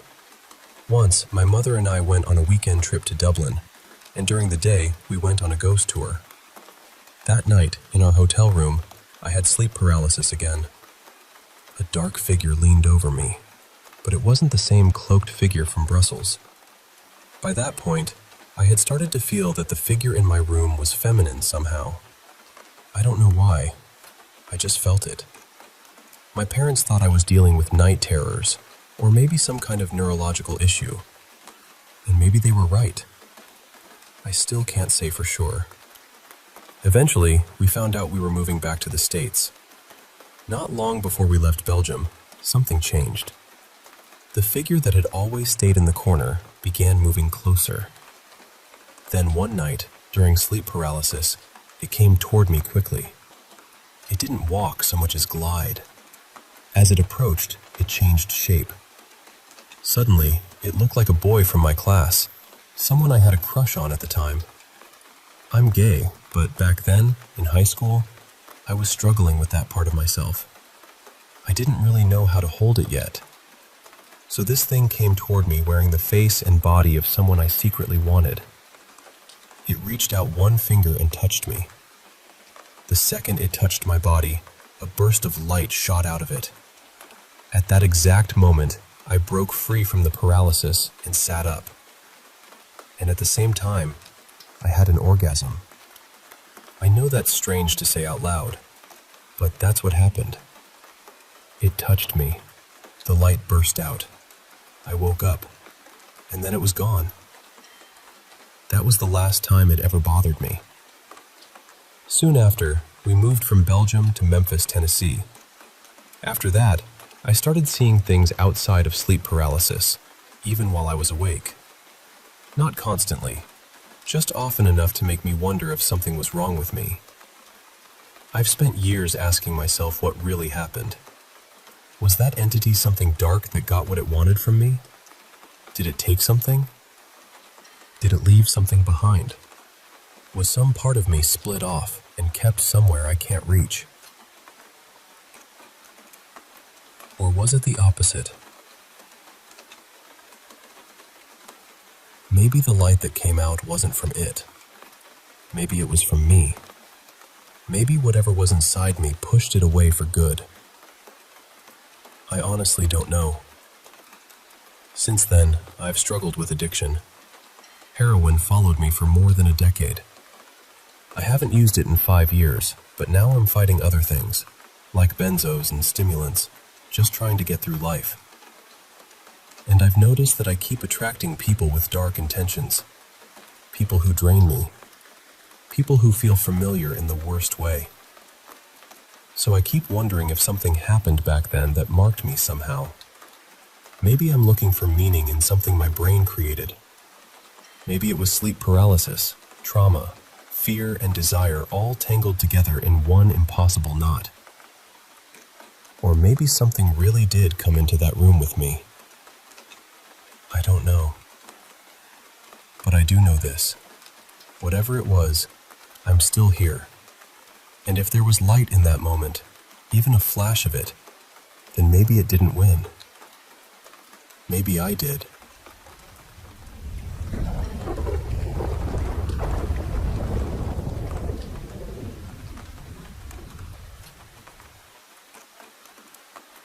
I still wonder sometimes if that house is haunted. I only lived there for about 4 years, but honestly, that was enough. The activity got so bad that it scared me and my brother out of feeling safe there. It never felt like just one thing in the house either. It felt crowded, like there were multiple spirits there, and most of them didn't feel kind. Some of them scared my family. Some of them hurt us. And I'm still pretty sure something from that house followed me after I left. I don't even live in San Antonio anymore, but I still think about it. I always wanted to know what happened on that property. I heard a rumor that someone died on the land, but I never knew if that was true. I wish I had a way to find out, because whatever was there felt like it had a history. I'll tell you a few of the things I saw. The first one happened when I was a kid. I used to wake up in the middle of the night to use the bathroom, just normal kid stuff. But some nights, I would wake up for no reason at all. I'd roll over, and there he'd be. A little boy, probably around the same age I was back then. He wore a blue plaid shirt, and he'd be sitting there playing with my little kitchen set like it belonged to him. He never spoke to me. He just played. After my mom smudged the house, he stopped showing up. Then there was the thing with my room. My room was set up in the worst way possible. My bed was right in the center, my mirror faced me, and I had 2 doors, one to the closet and one to the hallway. At night, I would sometimes wake up and see this gray hand clawing at the doorknob. I didn't stay to investigate. I still had enough survival instinct in me to get out of there. I'd run downstairs to my parents' room. But one night, I saw more than just the hand. It was like the hand had a body attached to it now. There was this woman, or something pretending to be one. Her face looked stretched in a horrible way, almost like a screaming mask, except her jaw dropped all the way down toward her chest. Her eyes were huge and sunken, and her mouth and eyes looked completely black, like empty holes. She barely had any hair, just a few thin strands. Her clothes were ripped and matted, and I could see her ribs through them. She hid behind my parents' bedroom door. And my mom saw her too. Before anyone asks, no, I wasn't watching scary movies. I wasn't allowed to watch horror, and we had parental controls on everything. I didn't have anywhere to get an image like that from.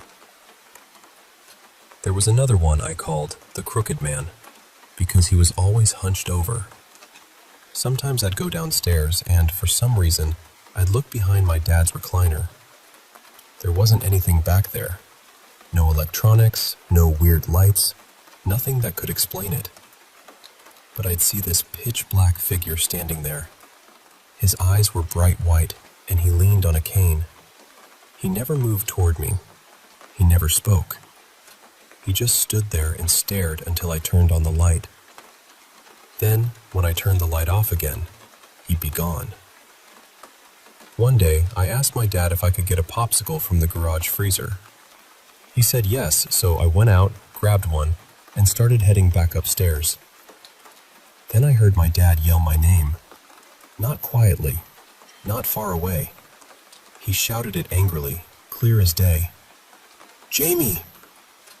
That wasn't my real name, but that's what I'll use here. I ran back downstairs and said, "Yes, sir?" He looked confused and told me, "I didn't call you." I explained what happened, and he just kind of paused and said, "That's weird." And that was it. But I knew what I heard. Another night is the reason I still sleep with my door closed. I had just come back from the bathroom and accidentally left the bathroom light on. My bedroom door was open, so the hallway was lit enough for me to see clearly. I was lying in bed, just trying to relax, when I saw a woman pacing outside my room. She was wearing a long wedding dress and a veil over her head. She was holding a bouquet of flowers and she was crying blood. I had never been to a wedding at that point. I didn't really have any reason to picture something like that. She just paced back and forth, slow and heavy, like she was trapped in a memory. Then she walked straight through the wall and disappeared. Another time, it was the middle of the night again. I had just used the bathroom and the house was completely dark. I didn't know how to just close my eyes and fall asleep, so I would usually stare into the darkness until I got tired. Then I heard someone call me from the bottom of the stairs. "Jamie." It was in this sing-song voice, the exact kind of voice my dad used when he was joking around. But it was around midnight, and something about it felt wrong immediately. My dad barely slept sometimes, sure, but why would he be standing at the bottom of the stairs calling me like that in the middle of the night? I didn't answer. In the morning, I asked him about it.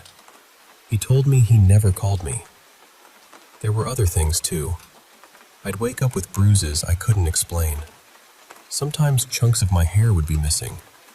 Things would disappear from where I knew I had left them. The whole house felt like it was always moving things around, always watching, always waiting for someone to notice. And the strangest part is, I miss it. I know that sounds ridiculous. That house scared me. It hurt us. It felt haunted in the deepest possible way. But I still miss it. I miss the place. I miss the people I knew there.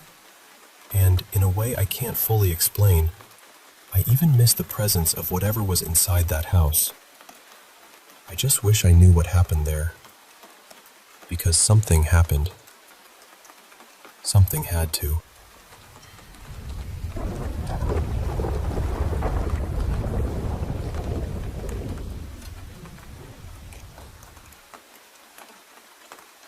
I wanted to share this here because I'm honestly still trying to understand what happened, and I'm wondering if anyone else has ever felt anything like it.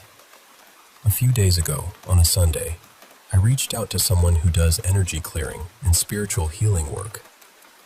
I'd been going through a really difficult period in my life, and while there's a longer story behind that, I'll leave it aside for now because it isn't really the main point. When I spoke with her, she said she felt I needed help pretty urgently, so she offered to do a quick evaluation for me that same day without charging me. One of the things she told me was that there were negative energies attached to me.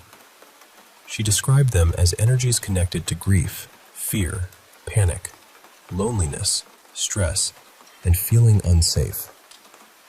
She said they might be affecting my everyday life more than I realized. Now, I do consider myself a spiritual person. I've also had a lot of sleep paralysis experiences in the past.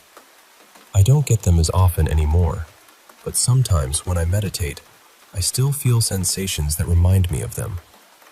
Usually, though, those experiences only happen when I'm lying flat on my back. The sensations are usually like vibration, buzzing, or tingling. Sometimes I feel like I can't move. But that Sunday night felt different. I went to bed completely exhausted. I was sleeping on my side, not on my back, which is why this stood out to me.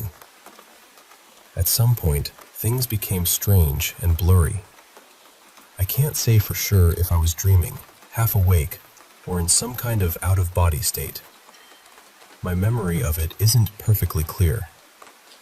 What I do remember is suddenly feeling this very strong vibration. It wasn't just a light buzzing. It felt heavy, almost like something was pressing into me or trying to enter my body. It was intense. I didn't move, or maybe I couldn't move. I'm not sure. It felt like it lasted for a long time. Then I started speaking. At least, I think I spoke out loud. But it didn't feel like the words were fully coming from me. It felt more like something was speaking through me. I remember saying something close to, "I'm angry because I'm not here." The tone felt frustrated, almost bitter. Right away, my mind connected it to what the energy healer had told me earlier. I thought maybe one of those negative spirits was expressing anger because it didn't have a physical life or body the way I do. I know there were more words after that, but I can't remember them clearly. What stayed with me was the feeling of being invaded, like I wasn't fully in control of my own body, like I was saying things that didn't fit my own thoughts or my own life. I've had sleep paralysis before, and this had some similarities, but it also felt different. It was less terrifying in one way, but much more intense physically. The vibration was stronger than anything I remember feeling before. So now I'm left wondering what actually happened. Maybe it was just a dream. Maybe I was half asleep and my mind turned the whole thing into something spiritual because of the conversation I had earlier that day. But it felt so real. Has anyone else experienced something like this?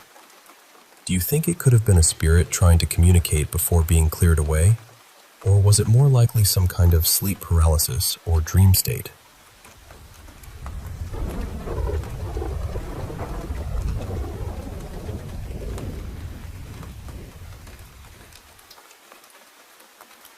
I work night shifts at a pretty isolated site, tucked between a busy expressway and a stretch of nature reserve. It's the kind of place that feels normal during the day, but once the lights thin out at night, every sound seems to travel a little farther than it should. A few nights ago, the police showed up at our office. They said they had received dozens of calls from a number registered to our location. Not one or two calls, around 50. The strange part was that the number belonged to a phone inside an underused conference room right next to the office where I was working. Management came rushing back in, and the night technicians, along with the IT team, started checking everything. They tested the phone, they checked the lines, they pulled up the camera footage and reviewed the door access logs. Everything looked normal. No fault with the phone, no one entered the room. No one was seen leaving it either. And yet, somehow, that phone had called the police again and again from an empty room. The room itself sits on the basement level, between the main office area and an access corridor. There are no windows in there, just two doors, one leading into the office and the other into the corridor. During the day, people mostly use it as a shortcut or a quiet place to rest. Hardly anyone actually holds meetings there anymore. At night, it used to be a common spot for staff to nap during the dead hours, usually between 1 and 3 in the morning. But lately, I've noticed people don't really sleep in there anymore. Thinking back now, I've used that room for naps during night shifts too. And honestly, most of the time, I had strange dreams in there. Not every single time, but often enough that I remember it. I would wake up heavy-headed, drained, and more tired than before I slept. At the time, I blamed it on night shift exhaustion. I figured I was just sleep-deprived. But after the police incident, a few things started coming back to me. Last month, a coworker, Marin, who almost never used that room, went in there to finish a report. She came out less than half an hour later, saying the room smelled damp and moldy, and that her face had started itching badly. she ended up leaving work early. A few days later, she had such a severe skin reaction that she was out for nearly 2 weeks. Then there was the last time I slept in that room, about 2 weeks ago. I overslept so badly my coworkers had to wake me up. The night before that, I had also overslept in the same room during the quiet hours. At the time, I laughed it off. Now, I'm not so sure. After the phone calls, I started asking a few coworkers about that room. Every single person I asked had something odd to say. Some said they had weird dreams there. Some said they woke up feeling completely exhausted, almost like they hadn't slept at all. One coworker even told me he once experienced sleep paralysis in that exact room. So now I keep thinking about it. Maybe the dreams weren't just dreams. Maybe the tiredness wasn't just from night shift. And maybe there really is something in that room.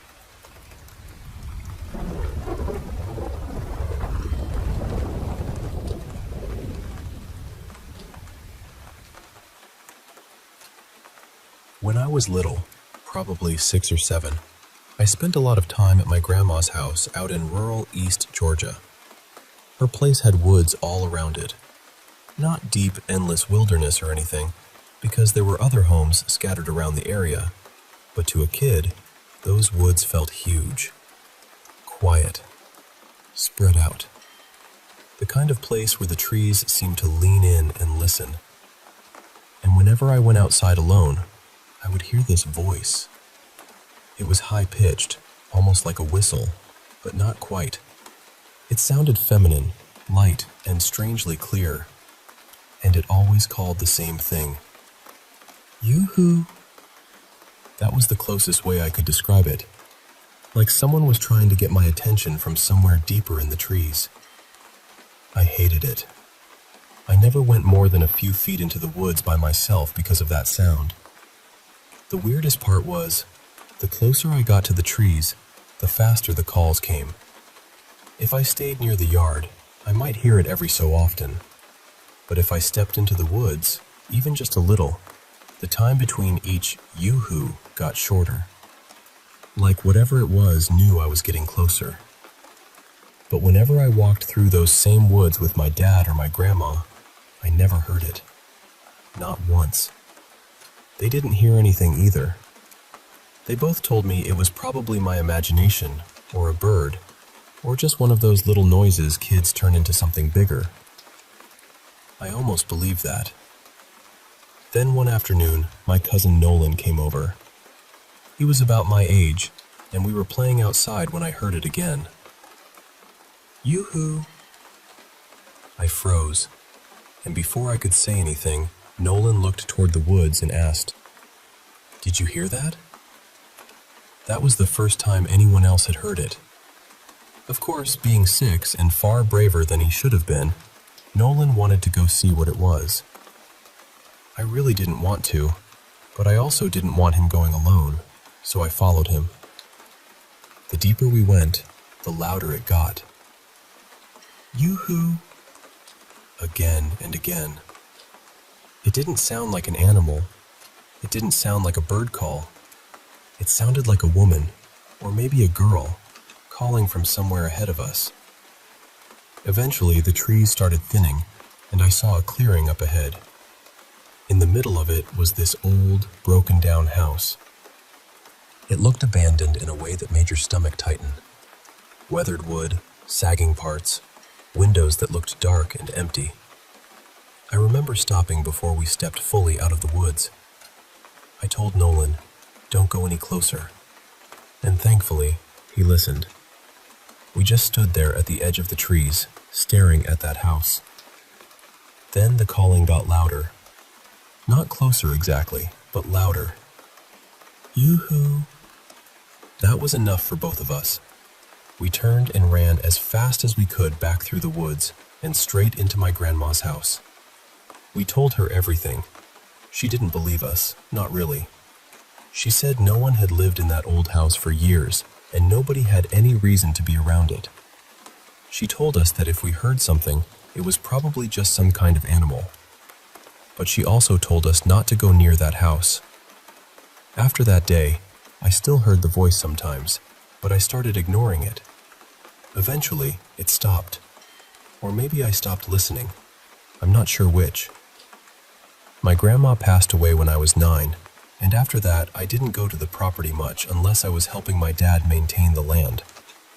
By the time I was a teenager, I never heard the sound anymore. Later on, some relatives bought that part of the land, tore down the old house, and built a new one there. I've wondered for years what that voice was. This would have been in the early 2000s, in rural Central East Georgia. The area wasn't completely isolated, but the woods around my grandma's place were empty enough that it didn't feel like someone could just be standing out there every single time I went outside, making the exact same call in the exact same tone. And I really don't think it was a person. I don't know what person would be waiting out there, always calling only when I was alone, always stopping when adults were with me. All I know is that it sounded human. A high, feminine voice from the trees, calling me closer.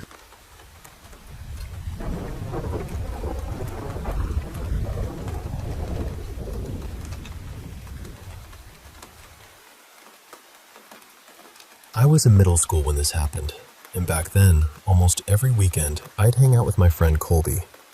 We were both really into mountain biking, especially on old backcountry trails and dirt roads where there weren't many people around. We lived near a small town in Massachusetts called Huntington, so there were plenty of quiet wooded places to ride.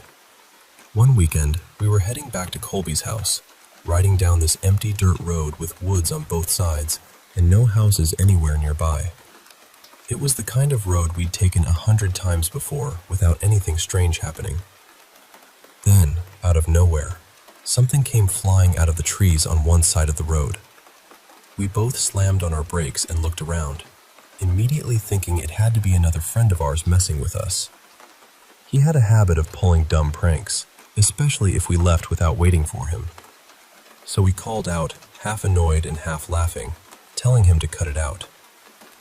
But nobody answered. A few seconds later, a rock came flying straight at my head. It missed, barely, and before I could even react, a stick came whipping past, then another rock. One of them hit my hand hard enough that I dropped my bike. I ran across the road and ducked behind a tree. Colby did the same thing, but when he looked over at me from behind his tree, I saw blood running down the side of his face. That's when we stopped thinking it was funny.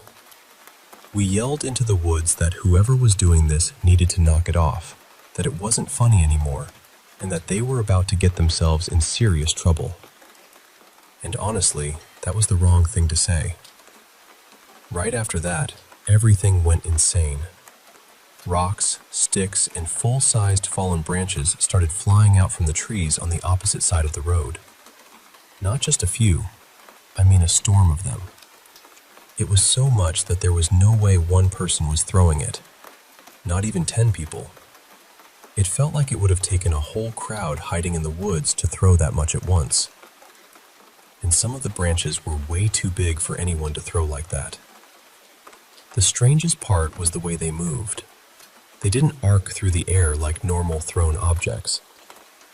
They shot past us in perfectly straight lines, like they were being launched from something invisible, then disappeared deeper into the woods behind us.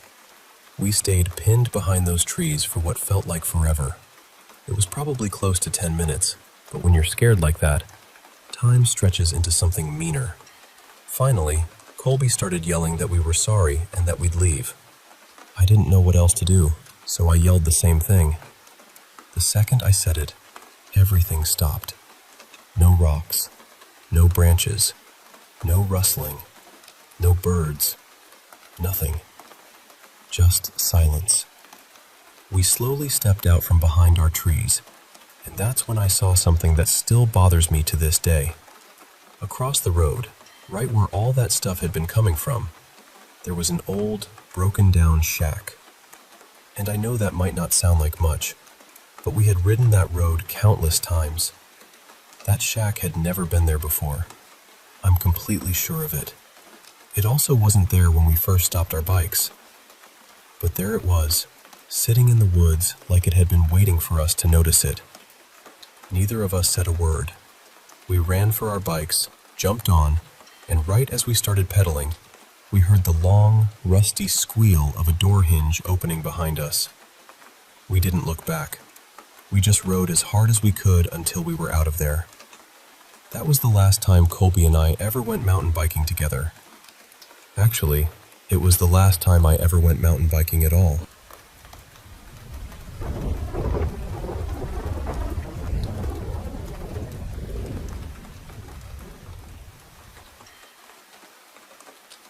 I'm 20 now, and I still live with my parents out in the countryside. Our place is pretty isolated, and it sits near what used to be a major battle site from the Taranaki Wars here in New Zealand. I don't know if that matters, or if my brain just likes adding extra shadows to things, but it's always been in the back of my mind. The house itself is split into two very different parts. There's the original farmhouse, which was built around the 1920s, and then there's the newer extension that was added sometime in the late 80s or early 90s. I sleep in the newer part, and I'm grateful for that, honestly, because the older side of the house has always felt wrong to me. Not evil exactly, just heavy, stale. Like the air in there has been holding its breath for 100 years. There's a doorway that connects the new part to the old farmhouse, and sometimes when I look through it, I get this awful feeling that something on the other side is looking back. I know people scare themselves all the time, especially in old houses, but this has never felt like ordinary nerves. The first time something really strange happened was about a year or so ago. My girlfriend, Leah, was over, and the rest of my family had gone to visit relatives a few hours away. The house was completely empty except for us. Or at least, it was supposed to be. We were in my room, and while we were together, I suddenly heard someone yell my name from the living room. Clear as anything. The living room is in the old part of the house. At first, I thought maybe I'd imagined it. You know, your mind grabs a random noise and dresses it up in familiar clothes. But then Leah froze and told me to stop. She started covering herself, thinking someone had come home and might walk in. Then she got annoyed with me and asked why I hadn't told her anyone else was in the house. But there wasn't anyone. I checked everywhere. I walked through the living room, the kitchen, the hallway, all the bedrooms. Nothing. I went outside and looked down the driveway. Only my car was there. I checked the sheds too, just to calm myself down, but they were empty. We tried to laugh it off after that, though neither of us really found it funny. A little later, my dog suddenly went absolutely wild. Not barking at the road. Not barking at a possum or someone outside. He was standing in the doorway between the new part and the old part of the house, staring straight into the living room. He wouldn't move. He just kept barking into that room like something was standing there. That was when the whole thing stopped feeling like a weird little moment and started feeling real. Since then, I've heard my name called when I'm home alone more times than I can count. Sometimes it sounds like one of my parents. Sometimes it sounds close. Sometimes it comes from the old side of the house. And the dogs notice things too. They'll suddenly track something with their eyes, following empty space across a room like they're watching someone walk past. I finally brought it up with my sister, Miri, not too long ago. I told her I was starting to think the house might actually be haunted. I kind of wish I hadn't asked. Her room is in the old farmhouse section, and she told me that most nights she wakes up and sees her blankets slowly sinking down like something had been underneath them and was slipping away. She also said she often feels someone sitting at the end of her bed. Not hears it. Feels it, like the mattress actually dips. Then there was this one time when my parents were away on holiday, and it was just me and my siblings at home for a few weeks. I was at work when Miri texted me asking what I wanted. I had no idea what she meant. She said I had just yelled her name from somewhere in the house. but I wasn't there. I know she could have been messing with me, but honestly, I don't think she was. And she's not the only one in the family who thinks something is wrong with that old part of the house. I don't know what's there. I don't know if it's tied to the land, or the farmhouse, or the history underneath it all. But I know this much. When the old side of the house goes quiet, it doesn't feel empty. It feels like it's listening,